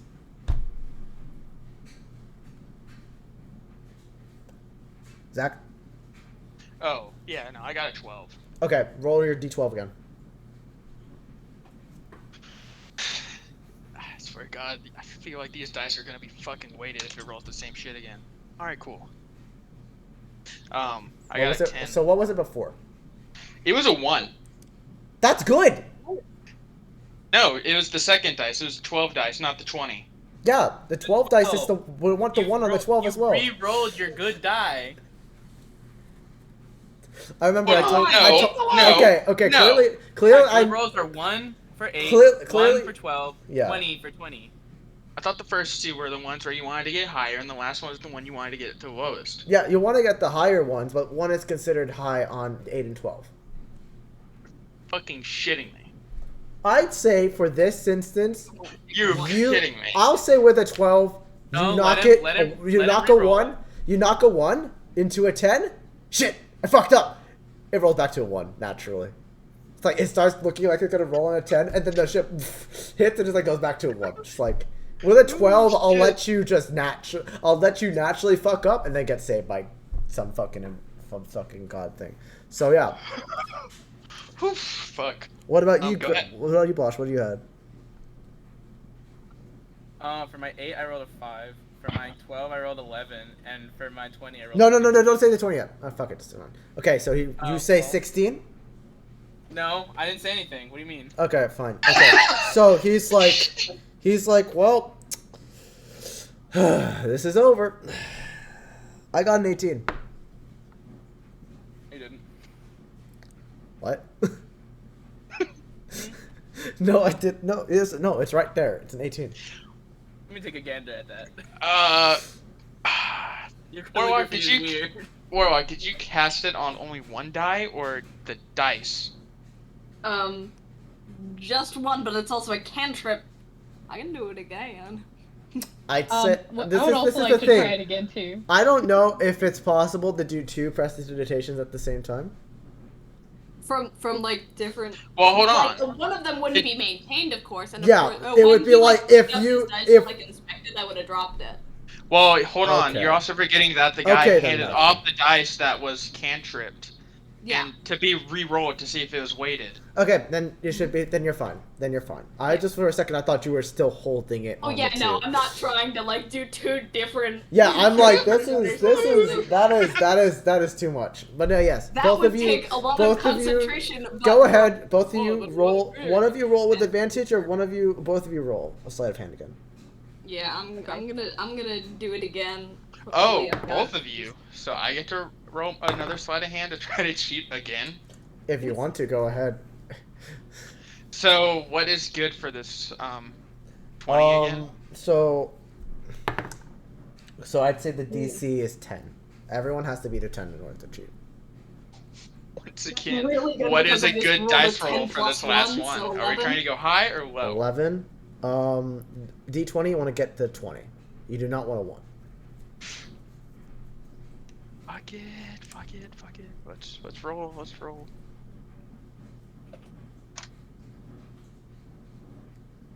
I got a 13. I rolled it up. It went up my keyboard, landed on a 1, and then rolled back down. All 3 of you sleight of hand. Warlock, you sleight of hand. You managed to cast prestidigitation, not get noticed. Cora, what did you roll? 11. Yeah, you can too. Javier, you go and cheat again. Roll your d20 one more time. What do you have now? I had a 13. On the d20? Yes. Okay. I just want. You get to roll again. This is for the game. This isn't for the roll for the sleight of hand.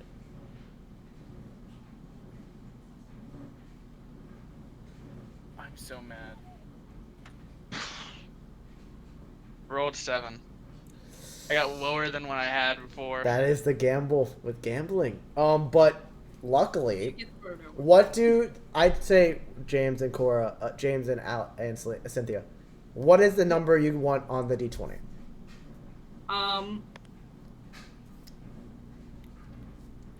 Oh, this is a good question because now I've gotten the hang of what the game stuff is, but I've got to determine if Warlock would have figured it out by now. I'd say roll an intelligence. Just roll intelligence. Okay, that's all right. That's good. Oh god, that's a 7 plus what's my intelligence modifier? Okay, 2. So 9. Okay, Selena, Cora, you would have, you recognize the game. So, you go to put the number. What number would you put it on? Ironically, I feel like Cora would know, but actually I didn't follow, so whatever would be the best. I feel like she's really a gambler kind of person. Yeah, Cora being a bard knows how to gamble, but never gambles. Just knows how to play to the people's trends. You would know that he does not want a 1 or an 8 since he rolled an 18. So you gotta put it on a 1. Okay. Warlock, completely confused. Well, you're supposed to get the high numbers, Clearly, you're trying to not. If you're trying to get, actually, I think it works in your favor because you have no clue. You see, low getting a 1 the first 2 times is better. Oh yeah. You think, oh, a 1's better, and so you both just make it a 1. Or, oh wait, no. Oh, he doesn't want to get a 1, and so you try to put it on a 20. But I will say this, because you sleight of handed correctly, you look at Cora and you notice her just suddenly being like confused. You drop your prestidigitation, it stays as a 1. So he looks at it. It's an 18. Look. And then he looks at it. It's a 1. That's a cool die. Thank you. Wait, what the fuck? And he just looks at it and he's like. He looks at it and it's an 18. Looks at it as a 1. Looks at it 18. Looks at it as a 1. Drops it. Drops. You drop thaumaturgy. You drop thaumaturgy. Prestidigitation. Oh, that's what I'm thinking about. Thaumaturgy. I'm stupid. Okay. He picks it up, puts it to the 18, puts it to 1. Fuck these dice, and tosses them into the ocean. Are your dice broken? Hey, asshole! You could have given me the die. You said Fuck no! These dice suck. These dice suck. These dice suck. He picks up the D8 and the D12 and tosses them into the ocean as well. Do we get our money back? Yes, clap here, and he pushes the 126 gold towards you, Javier. Hold on, question. What did Bosch roll again? Oh, I had rolled 5, 11, and 16. I got a 7, 1, and 7. So you won that D20. Yeah, he pushes it towards Javier, and then he looks at your thing, and he's like, "Oh wait, you lost." And he pushes it toward, takes it towards Bosch. Congratulations, you actually are a really good chum player. I'm very happy. Hold on. No, I won because the first one you're trying to get to the highest. Wait, hold on. What the fuck's happening? So, I understand, chum. You understand? So wait, you drew a 5. It was 5. I got a 7 on the D8. I got a 1 on the D12, and then I got a 7 on the D20. Okay, what about in Bosch?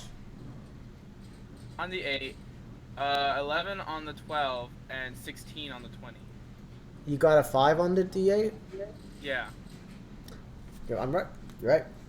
He pushes it towards Bosch, and he's like, "You know, it's been a long day. I'm sorry. Sorry." And he pushes back towards Javier. I'm just so annoyed with my dice. Yeah. Well played. And he just gets up and walks back to his Grab the money. Javier, well, you grab 126 gold. 126. Yep. What's half of 126? That is 50, You won. You got a full bag. 64. Wait, 63. 63. Yes. I'll add 63. Bosch, go ahead, add 63. But I'm also going to say, you know the conditions. You lost. I'm going to pull out my rope and start wrapping it around his legs.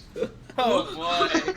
Yeah. Hey. Are you? They were faulty dice, man. They were faulty dice. Are you going to? Are you resisting this? Yes. I Grapple am. checks, both of you. Strength check. What check? Strength. Yes, Strength. Contested strength.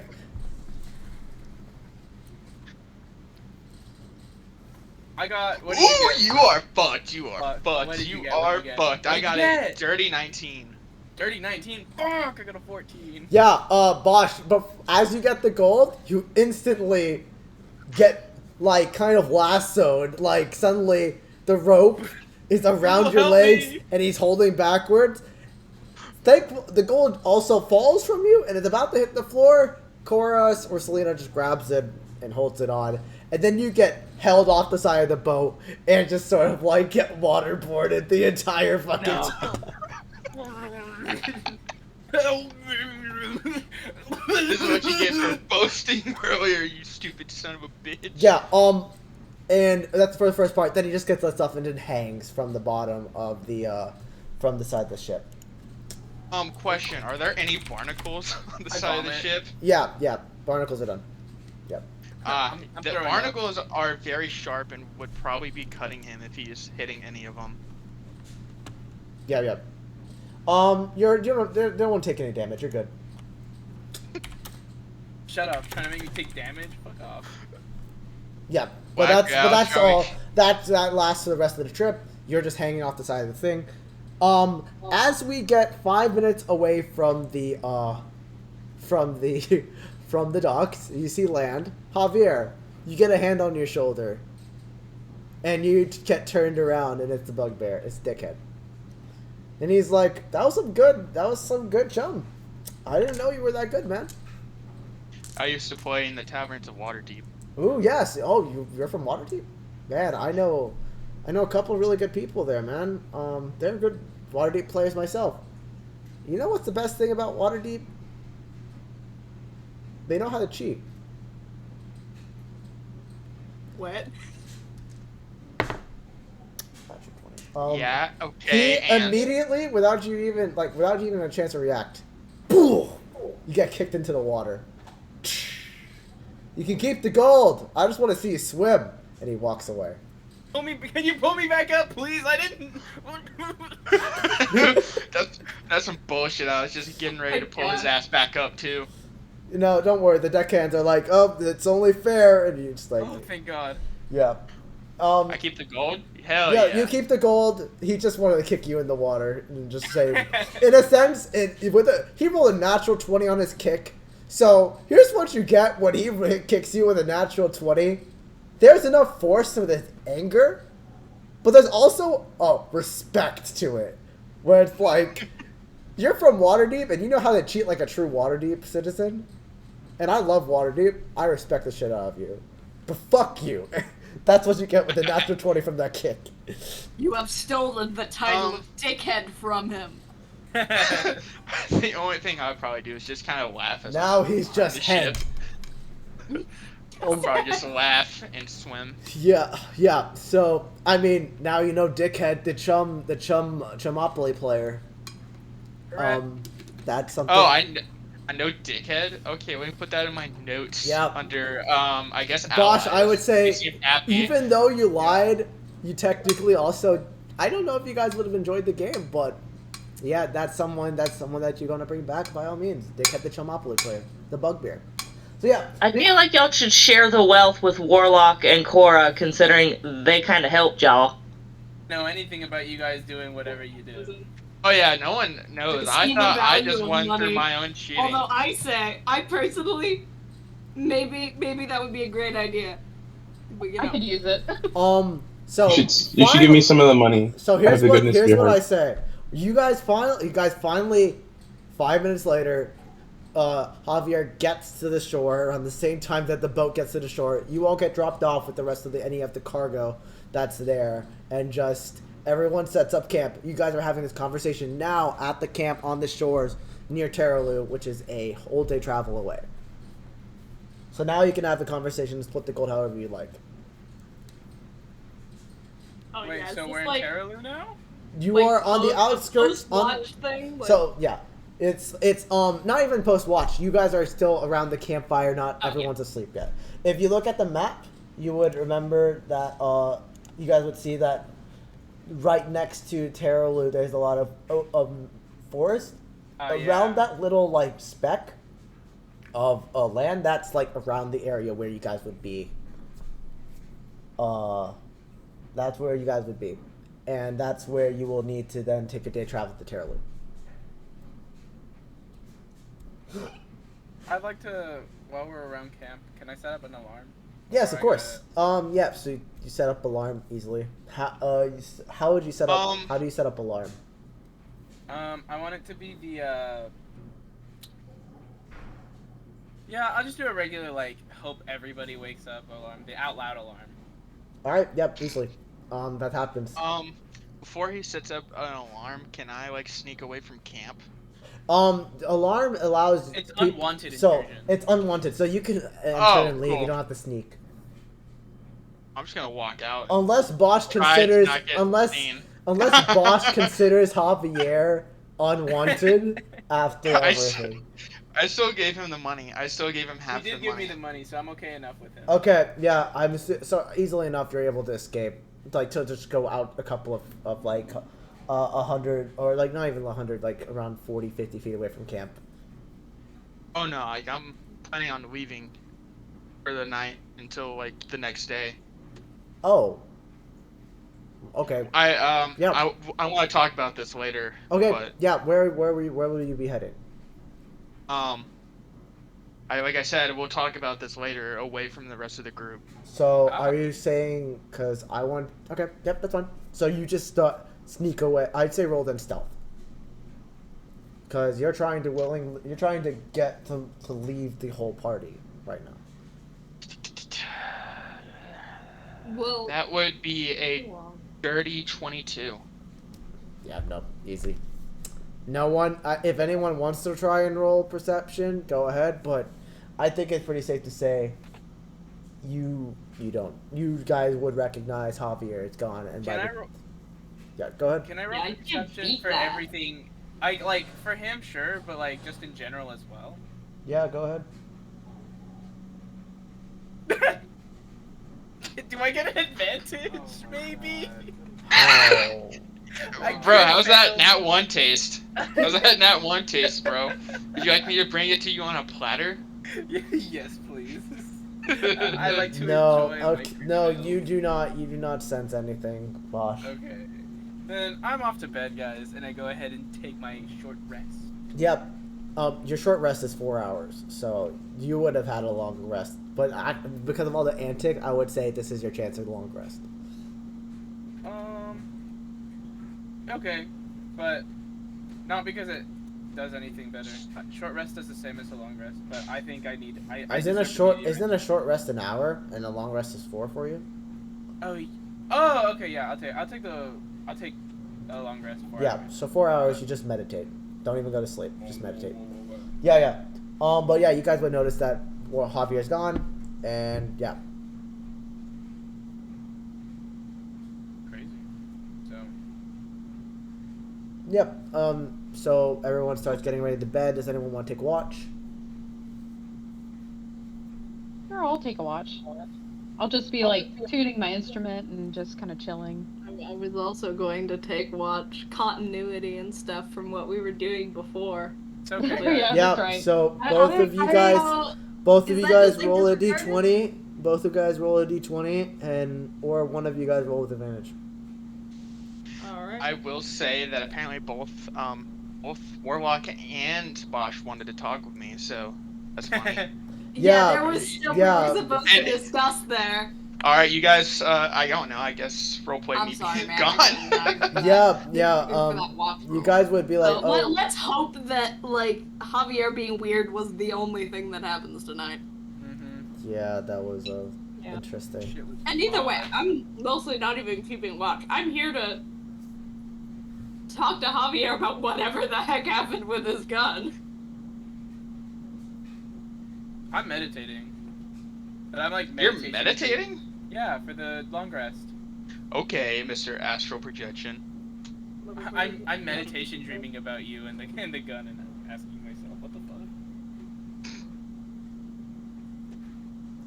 By the way, is anyone any taking answers? damage or anything? One of you can roll with advantage.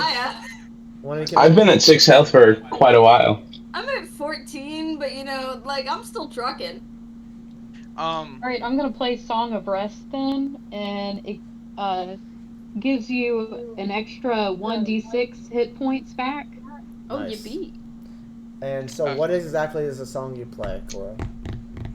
Just kind of like, a California wordless, Girls. kind of new age kind of thing. Yep. Cosmo Sheldrake instrumental. R&B. Yeah. Yeah. No, Anya. Yeah, I bet that works. Yeah. I do have a question, Afif. Yeah, hit me with it. since Bosch is having a meditation dream about what was going on with the gun, would you like to roll to see if he gets told anything? Told anything? What do you mean? You have prophetic. No, he doesn't. He just meditates. He doesn't dream. Kind of just.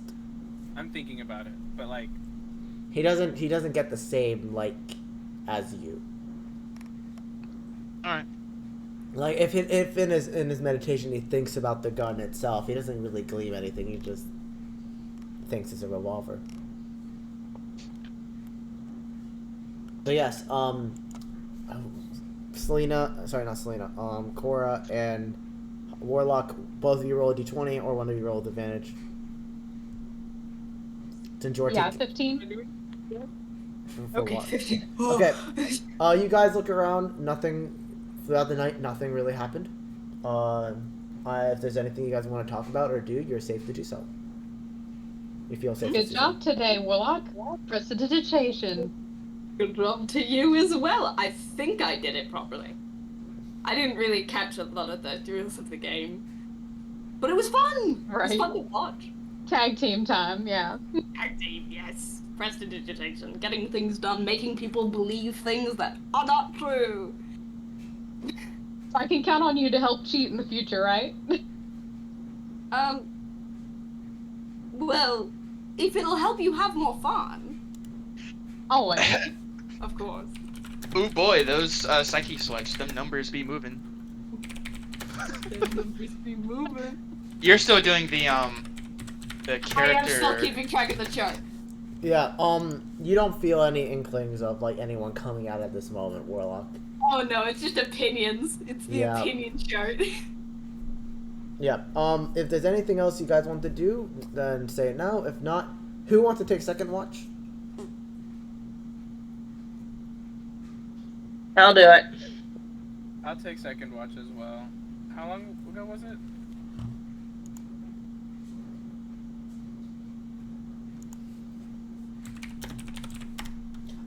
This is a d20. Sorry, what'd you say? How long was that first watch? It's 4 hours. Okay, yeah, I'll go ahead and take second watch. I've taken my long rest. So if I go to sleep now, it's a long rest or short rest? It is a long. For as far as you know, if you were to sleep, it's a long rest because you want 8 hours. Okay, then I'll do that then. I'll go ahead and recommend, but I don't know who the other one was that wanted to take the second watch, but go ahead and sleep, because I don't think you can be interrupted. If no one else wants to join, then yeah, Bosch, roll a d20 straight. Please. D20 times. Ah. Hold on. Got an 8. Okay, you are very distracted. The fire, you still are attracted to the fire. It is something that really just... You see, you are a wizard who studies grease.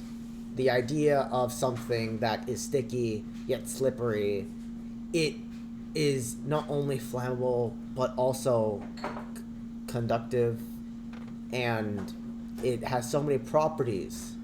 And you've been working on this for a while.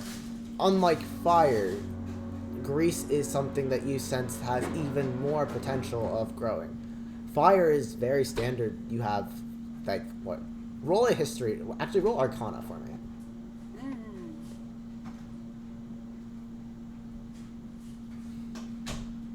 I got 17, dirty 17. With a 17, you know about clerics, and they have a cantrip called Sacred Flame. You know about sorcerers who are able to conjure their dragon's powers into their hands and start casting fire from their hands. Greg has the ability to breathe fire from his mouth. You know about all these different adventurers who have the ability to just create magical fire. But yet, fire doesn't really have that many other properties except keeping people warm and burning. They're in it's not like Greece, and yet you're looking at this fire, and this is the thing that took everything from you. And with an 8, that's all you think about. You've stopped focusing on everything else around you. You just think this is what took everything away from me. This minuscule, simple requirement of life. Fucking shit. I'm filled with sorrow. And 4 hours later, you snap out of it, and nothing's changed. You were expecting something to change. Second watch is over. Anyone want to do the last watch with the Bosch? At this point, everyone who has slept through the first 2 has gotten a full rest. So, yeah.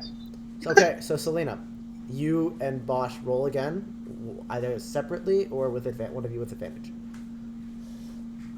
How do you want to do this? Advantage or separate? I think it's to the same effect.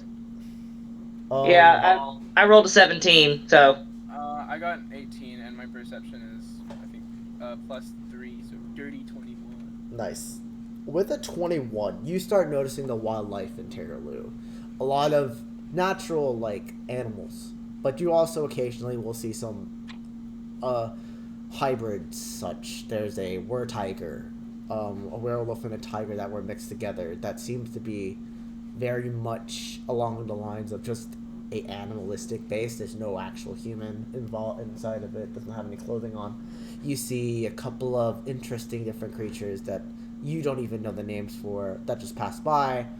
But that's all you really see. They all seem also relatively tame and kind of friendly. Some of them approach a little too close. You pull out your daggers, they get the message and leave.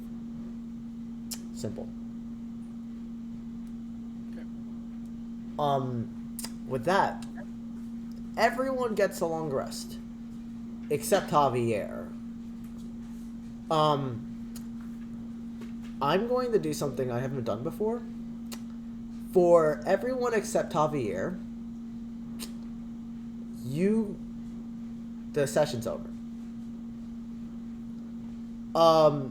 For your sakes, you're going to wake up and not see Javier there, and you're just gonna continue on to Terraloo. I need someone to roll a d20. Quickly. I will. 12. You get there in less than a day. You get there in 6 hours. Nice. So, you find Javier staring at Terraloo when you got to approach it. But that's for everyone except Javier. Session's over today. I'm going to do something a little interesting. If you guys want to stay in the call, in this call, by all means. Javier, we're going to a different call. Alrighty. Thanks, guys, for joining. I'll be back in a couple minutes. Okay. How's it going? How's it going, man? You're really out here making things creative, huh? Oh yeah. It was just a quick little thought. I was like, well, if I'm still trying to make my main goal of trying to make my family prominent again. Javier, stop. Let me describe. Okay. Javier, you without even a thought sneak out into the night as Bosch is setting up this alarm around the camp. You notice the people there, some of them just simple humans, families escaping whatever thing they may be escaping, maybe some leader or the demons that were inhabiting Orga. You just notice also elves, dwarves, ASMR, all different types of orcs, half orcs, all different types of people there, and they set up this camp and you go and escape into... You go and walk through the woods. You leave your party to go walk through the woods. Naturally, you walk towards where they say a terror loot is. And I'd say through the night, you just walk through. I want you to roll a d20 for me.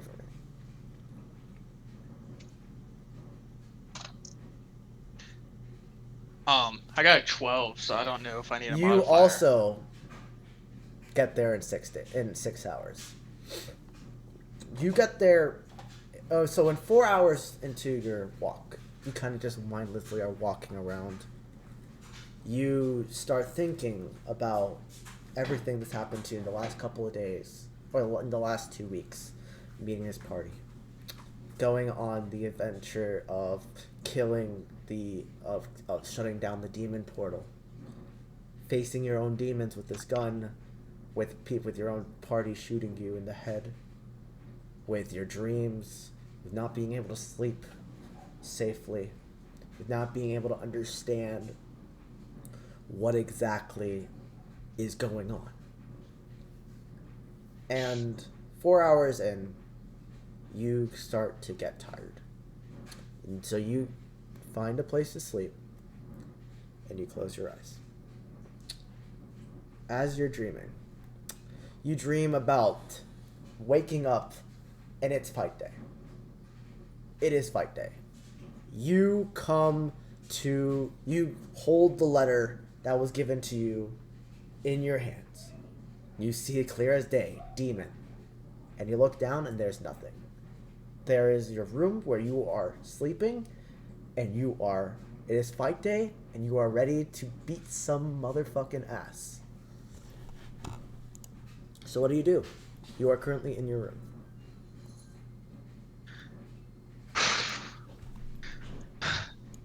How far away is my room from So it's the same. the fight? It's the same room that you were found in when they gave you the letter.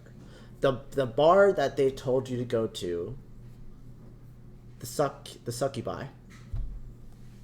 It is around a couple of blocks away, and there is a... How do I describe it? It is a... You know that what they're referring to, the succubi, isn't actually a club. It is a fighting ring. And there's a password that you need to find in a bar before the fight starts. So I'd say you get up, get ready for the fight. You head towards the bar. I only know the bar. It's just a bar. There's no name. And you go in, and I won't have you roleplay this. I want you to roll a d20 at your investigation modifier.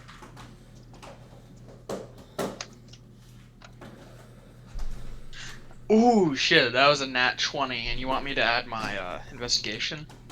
Yeah. 19. How much? 19. So it's 19? Okay. I mean, I rolled a nat Even 20, a nat 20, but the DC was way lower. You go around and you hear people saying the same thing. It's like they're talking about plants, and they're talking about beauty, and suddenly you see someone approaching something and saying flower, and being ushered in. You know the password is flower.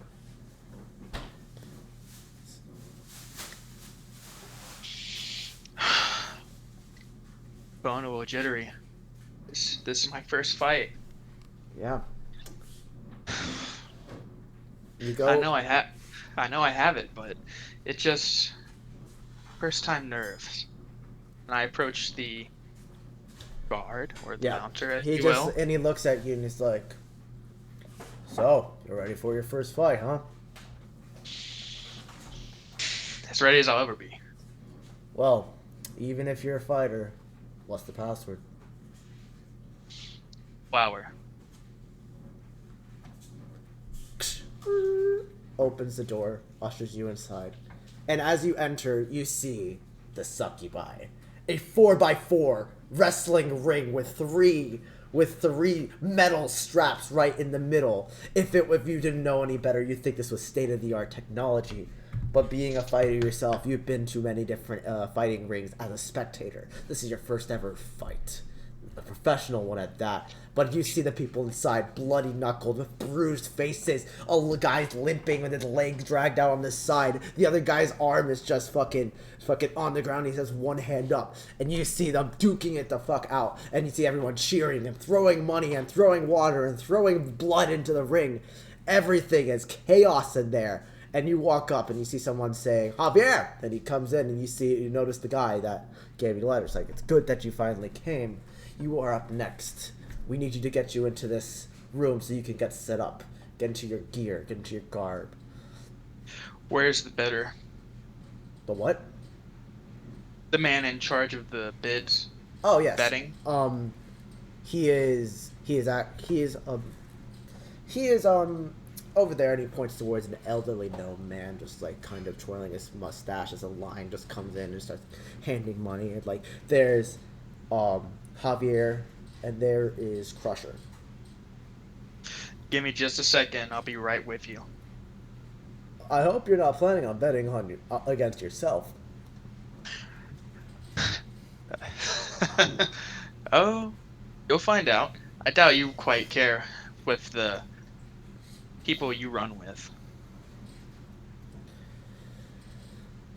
Well, who am I to stop you? It's your funeral after all. And he turns and he walks towards the crowd. You head towards the better? I walk over to the better. I'm feeling more confident in myself than I have ever felt confident. I'm betting most of the money I have on me, on myself.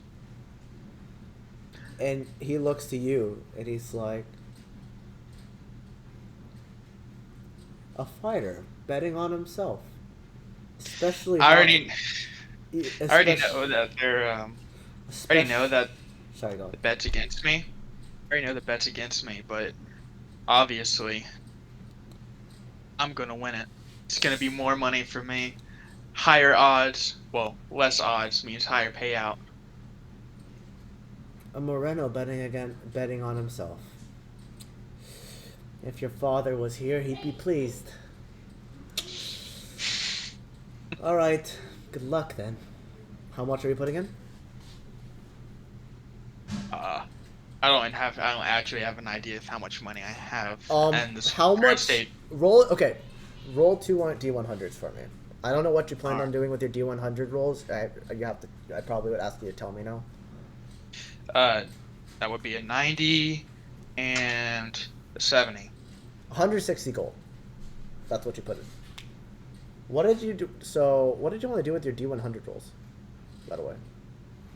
Oh, basically, I was going to have it where, like how I said, in the messages, like, basically, I was gonna have those D100 rolls be what I was doing, because I thought we were just gonna, you were going to do it behind the scenes. We weren't gonna have a little special session afterwards. I wanted to do this because I feel like it's important that they see it, especially because this is good for me, my visual. I hope you're okay with that. Yeah, it's fine. Okay, but yeah, I got you. All right. So yeah, you have 160 gold, and you put it in, and he's like, "At least you know how to save." And you walk off towards your locker room. In the locker room, you see there's a pair of trunks that say the Moreno.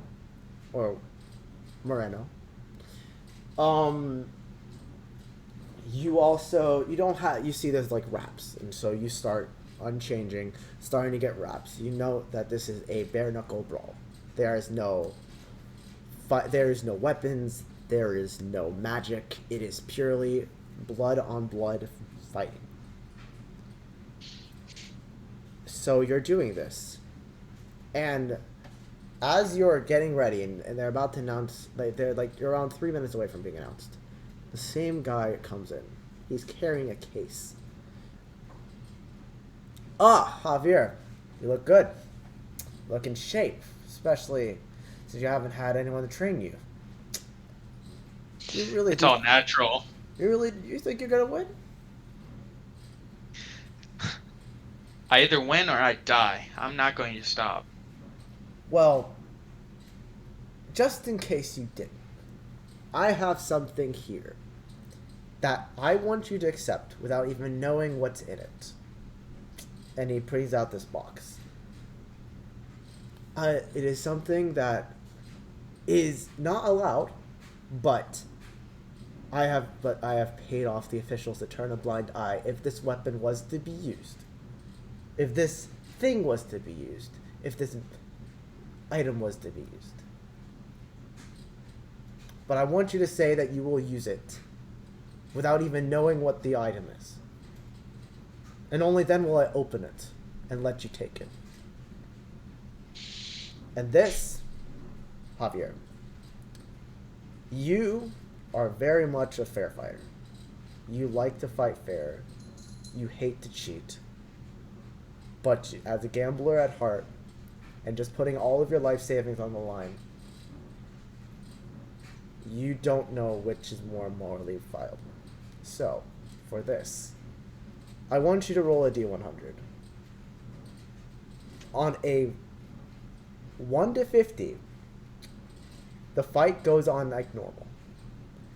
On a 51 to 100, the item that is in this box is accepted, and you are allowed to use it once during the fight. Roll your D100.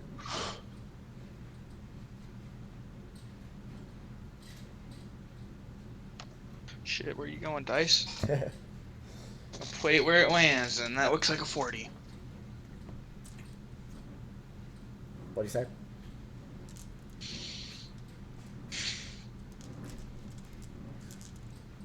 I don't need it. Alright. And he puts it on the side of your room. Say, that's there for when you lose. And I'm not saying that because I don't believe you. This man, the Crusher, he's known to quite literally crush. And I hate for the Moreno family to lose their last heir.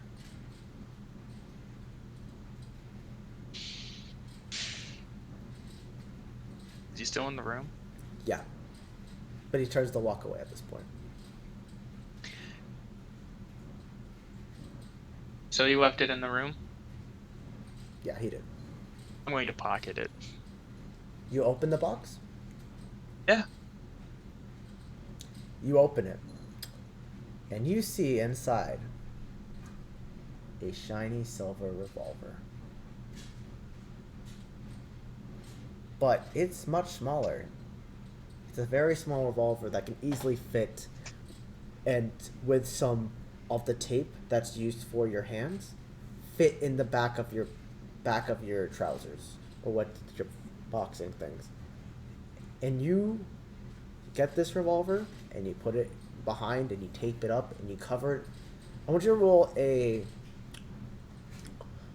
cover something up. Roll a survival check for me.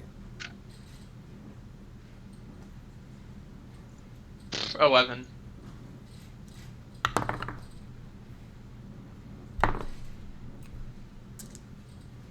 Okay. You think you got it pretty well. You think you got it to the point where it looks like an actual human flesh, and it doesn't look like it actually can. It will not hinder you in battle, and it looks like an actual part of your back. Well, he said the guards were bribed. The guards and the officials were bribed. I'm not too worried about hiding it. Okay. So you then put it in the front? Is it small enough to fit in the palm of my hand, even if it's closed? No, it is. It has a barrel and an actual guard. Even for you, it looks like there's an actual gun. The best way that you would know to hide it is either in your back with the tape, or to the front with the tape. You can't just you can't put it anywhere that people will. If you want to people notice it, you can just hang it out the front and just say it's and try and do something about it. I'm going to shove it down the front of my pants to try to make it. It's gonna sound graphic. I'm going to try to make it match with any sort of bulge down there. To make it look like a boner. Not like a boner, but just To make it look like the- like a side. Okay. yeah. All right. So you come out, and they call first. You hear, introducing to the ring, the undefeated, undisputed destroyer of body, soul, and mind. Welcome to the Succubi, the Crusher. And you hear this dark, bassy, evil music track as you see this 7-foot tall humanoid figure, roiling muscles, curly mustache, shaved head, deep dark brown eyes, just entering the ring, and just jumps over it and starts screaming, ah! And just hypes the crowd up, and is like ready to go. And he's like, the Crusher is here to continue his streak and to keep destroying people of mind, body, and soul.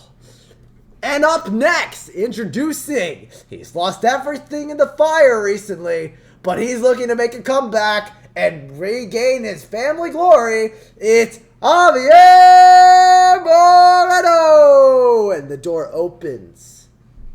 And there you are. What do you do? I'm not going to hype up the crowd. I'm just going to walk straight into the ring. I'm going to ignore everyone and stare down Crusher. You do that. There are a couple of what's that in his pants? Is that a gun? I thought those were illegal. And you see the referee coming up to you as you enter the ring, like, I'm sorry, that's gonna need to go. And to the side, you see the man pulls him to the side, and he's like, oh, okay then. And the Crusher's like, what is this all about? Why has he got a gun in his pants? If you want to take it from me, you're more than happy to reach down there and try. The referee just says, this match is a no-holds-barred contest. It is a bare-knuckle brawl, but anything and everything goes. That being said, the only person that's able to wield a gun is Javier Moreno to make it a fair fight. And he does the fair fight thing, and everyone starts laughing out loud. And Crusher's like, oh, so that's why you have the gun, huh? You're trying to cheat? You're trying to make it unfair? Look at the size of you. Don't you know that you've been here too long? You're obviously losing. Well, I'll tell you what. A lot of money. I'll tell you what. I'm not going to use a single weapon. So if you want to use that gun against me, let the family honor of your fucking shitty family go down to the dirt. He spits on the ground at you. It's real funny that you used to say that. And before you say anything else, they're like, all right, are you ready? And the crowd's like, yeah! Javier, are you ready? Let's fucking do this. Crusher, are you ready? Rah! Roll initiative! Alright.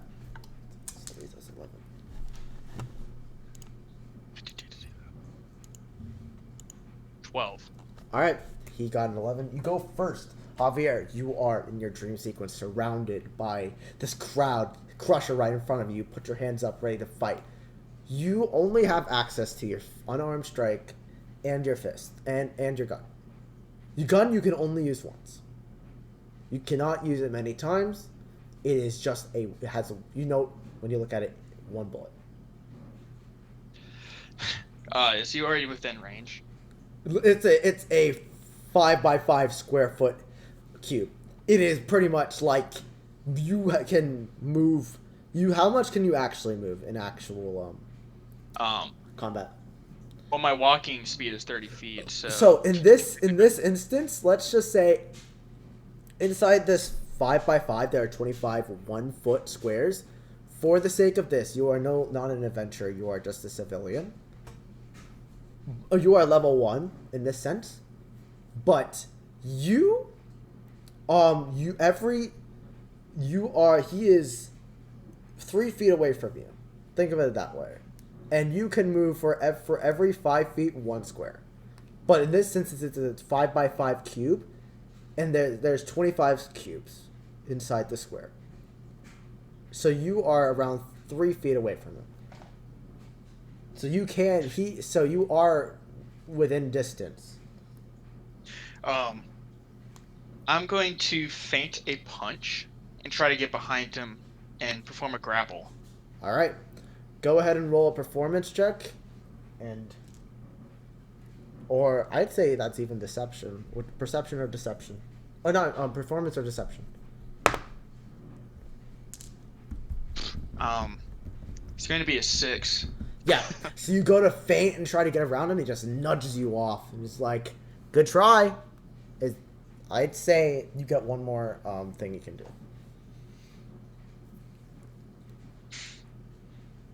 I'm going to try to do a leg sweep.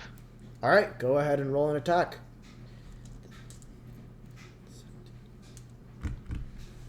That fucking misses horribly. I got a 3, in which there was a modifier. Just your attack bonus. Actually, no. For this, I'd like to say have a +1 attack attack. You were pretty much just a civilian, so it's just like, I guess no, actually it wouldn't. So yeah, you have a 3. You go to sweep his legs, and he just stands there, and he just dunk. And you just like get up, and you're just like. So I will say this: you have your level 4 stat. Your level 4 HP is fine. You just keep your level 4 HP, but you just are unarmed combat and that gun, which has 1 bullet. He's going to roll 2 attacks against you.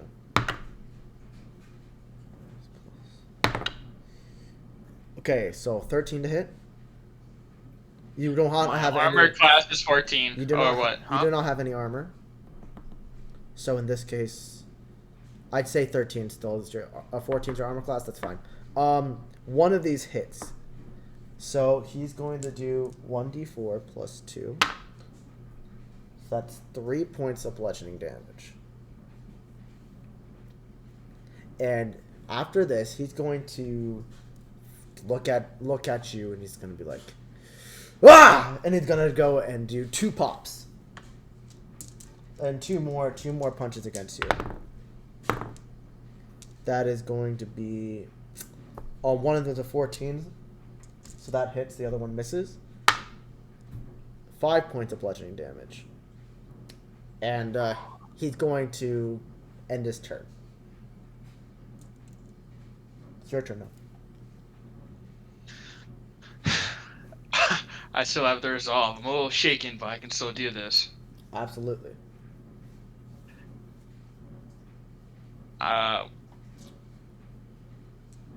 Obviously trying to grapple him and take him to the ground wasn't quite working, so I'm going to try to perform an uppercut. Absolutely. Roll an attack. Holy shit, these dice are fucking shit. That would be a 4. Yeah, you go to perform uppercut, and you're like, a little too slow there, Javier.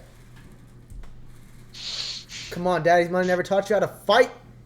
One more attack if you want. I'm going to throw a left hook. Yeah, go ahead. 13 plus a... Would it be a strength modifier? Sure, strength modifier. Yeah. That would be a 16. Yep, 16 hits. Go ahead and roll your unarmed strike damage. Unarmed strike would be 4 damage. It doesn't even say 1d4, it just says 4 damage. Okay. Okay. So, you go and he's like, "Ha, you gotta do better than me." And you punch him square in the jaw with the left hook, and he's like, "Did you really just hit me? Oh, so you can punch. Let it be known that Javier knows how to fucking punch." And he goes and he's gonna uppercut you. So that's a 18. That hits. He's going to deal 4 points of damage. and he's gonna take a second attack. Natural 20. Shit. And this one, as he uppercuts you, he's gonna go straight, aim for your clavicle, and he's gonna, and that's gonna deal 8 points of damage.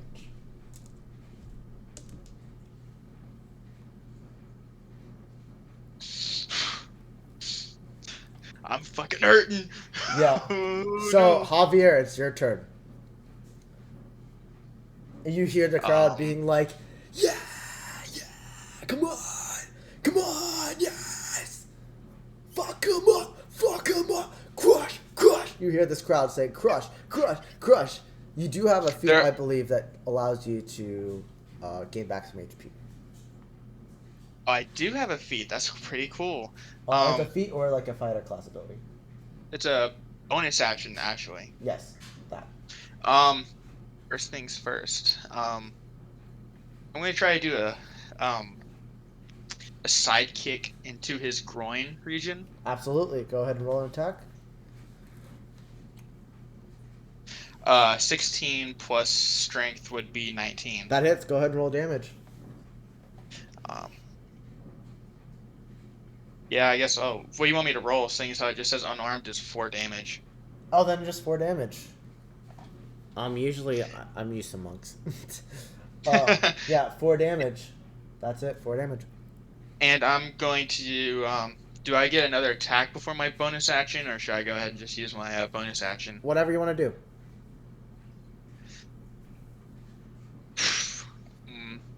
Do you need it? If I attack again, do I get a bonus action, or is that my bonus action for that turn? That's your bonus action for that turn. Unless as a fighter, level 4, you get 2 attacks. I'm going to go ahead and use my second wind to Go ahead. heal. Roll that second wind damage. It's 1d10 plus 4. Hell yeah. So that would be 9 plus 4, so 13. Oh, that's so new. That's so good. As you punch him into this groin, you feel, and that revitalizes you. That's like, yes, pain.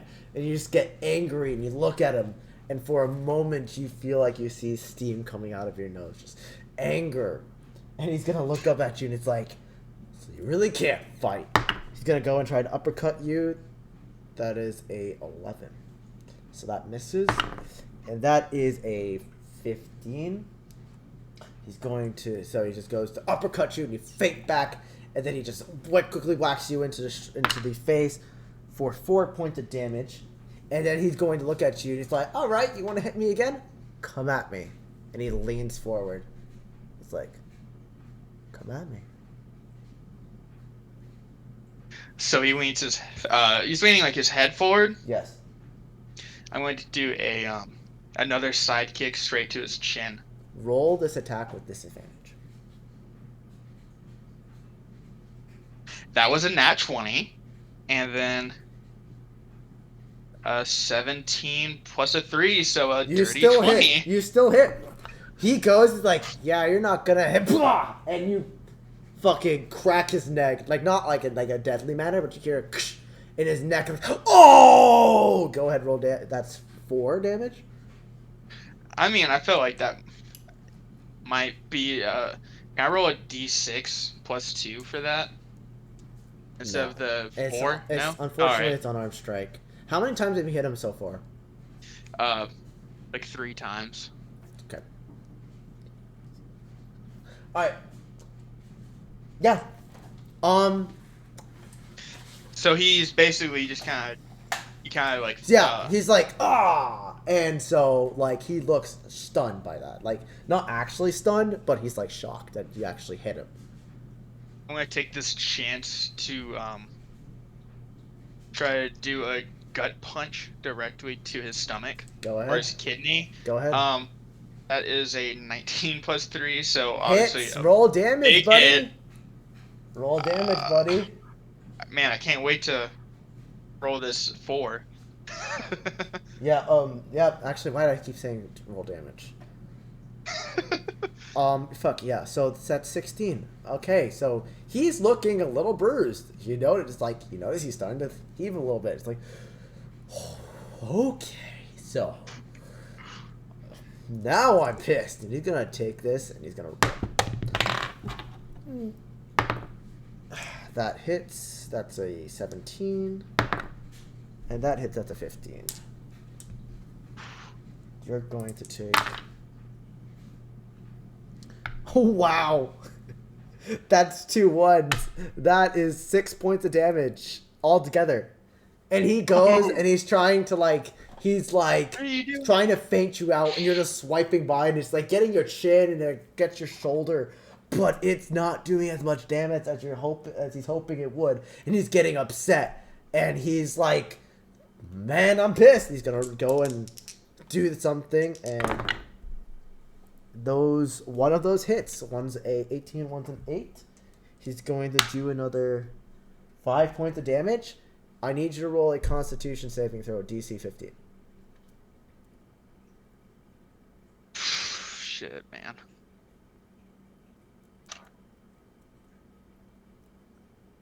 Fuck. That's a 13. You are stunned. So for the turn, you do not have a turn. You go to move and you're stuck. He hits you in an area where your body convulses, and you feel like you have no real movement. You are just stuck in place. And he looks and he's taunting you. His turn, he's gonna use to taunt you. He's gonna be twirling around your finger. Oh, look at this Miss Javier. Little bit of a ballerina, if I say so myself. Isn't that right, crowd? This fucking loser. And he pushes you to the ground. You don't take any damage. But at the end of your turn, make a Constitution saving throw, DC 15 again. Actually, wait, no, you guys done for a turn. No, you're good. You get pushed to the ground, and you are prone. But you start your turn. Am I laying on my back? Yes, you are laying on your back. I've dealt with this injustice too long. I'm going to grab the revolver and aim center mass. You grab the revolver, and you pull it up, and you aim to his chest. Suddenly, you hear, "Let me go, you fucking heathen!" And it's really loud. And it's like all of a sudden everyone stops and looks. You see this young girl being dragged away by this elderly orc man that looks like, and she is not happy. He's dragging her towards the door, saying, "You are mine and you will be mine. If I find you here again, I'm going to lock you up." And he's dragging her towards the door. Fuck. So, damn it. And then the gun. You feel something from the gun. What will you do, Javier? Time stop. Suddenly, Crusher stops saying anything he was about to say. The crowd stands still. Drinks are in the air. The food that they have is spilled on the floor, stops in midair. The girl's face, clearly in anguish, looks towards the crowd. The orc, clearly angry, looking towards her, is feet away from the door. You feel yourself not stuck. You can get up and move around. The gun speaks to you again. You've been waiting for this fight ever since you got that letter. Why have you? Is it because you've been wanting to impress this demon?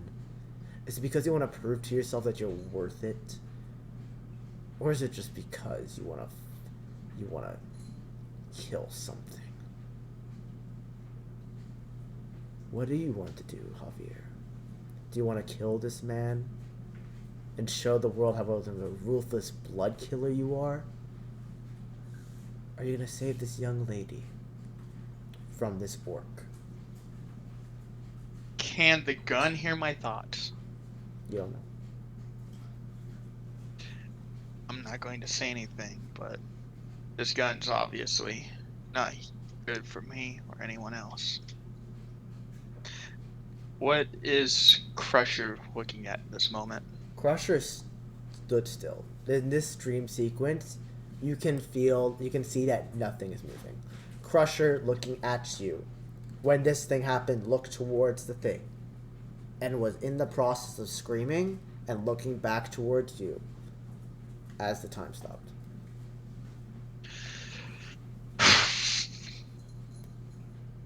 Obviously, I don't have all the details of what's happening with the woman and the older orc, but I am still a Moreno, and I'm going to shoot the orc. Roll an attack roll with advantage.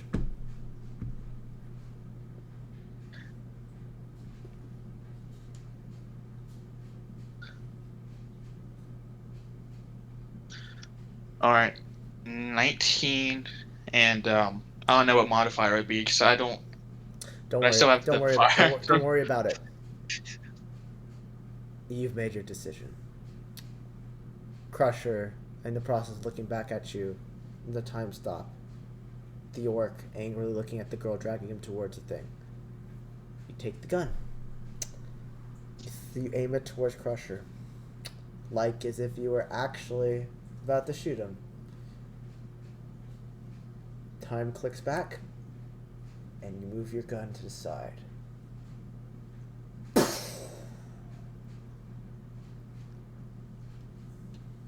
The bullet hits him in the temple. Blood splatters all around the patrons right in front of him and to the side. As he slumps to the ground, the girl screams and runs away to the door, into the night sky, and proceeds to. You don't know her fate. But what people do know is that Javier Moreno chose to bring an illegal gun into a fight. And chose to save someone with it. I'm going to look back at Crusher and not acknowledge what's happening over there. And I'm only going to say this loud enough for me and Crusher to hear. As you look back towards Crusher, you don't see anything. It's darkness. And then you look back towards him, it's nothing. You look towards your hands, you're back in your regular gear, your garb. You look up, and you see black. And all you hear in your mind in Javier is,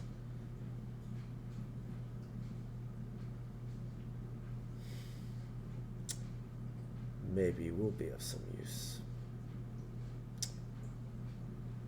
But I need you to wake up. You're about to walk into some trees, and you snap, and you feel a snap, and you wake up, and you slam into a tree, and fall into the street, and look to your left, and get up on your feet. You're in front of Terraloot. And that's where we're going to end today's session. That was pretty good. Yeah. I liked what that whole thing was like, that got me thinking. And I had this fucking setup that I wanted to do for the whole party. No one wanted to go to the fucking Terror Loop, so fuck it. I'm just gonna use it. I'm not gonna waste it. Everyone wanted to fish. Yeah. I mean, it was fun. Holiday episode. That was a funny ass episode. I loved it. But that was, seriously, Javier is one of my favorite characters because you're serious about getting into the deep and thick of a person's psyche. I love that. Would you want to hear what I was going to say to Yeah, I'd say Crusher? I'd say you still say it as you wake up. You're just like you kind of reminisce on it, and you're just looking at Terraloo sign, and you say what you're gonna say to Crusher. Oh, it was gonna be a monologue. I don't know if it'd just be. Yeah, you could say it. You could say it still. I'd say there's plenty of time. Crusher, you may be right about me, maybe right about my family, but I am still a Merino. Merinos always put the innocent first. Yeah, I'd say that. I say you get the Crusher part before the, before you get the darkness, and then as you you get to Terraloo sign, you get stand up, you say the rest of the monologue, just to yourself. God, my fucking head hurts. God Damn, that tree is hard. Yep. But that's all for today. You're gonna be meeting back up with your party next session, and you're gonna be in Terraloo. So, congrats, man. You definitely made me think on the spot there about that. Hope I did well. But yeah, thank you guys for watching. Happy episode 15, and I appreciate everyone's support. Feel free to continue following us and supporting us, and we'll be back hopefully next week. The editing is not going to work out as much as we thought. We're still going to try and work on it, but we'll see what happens. Thank you guys. Enjoy. Bye-bye. Bye-bye.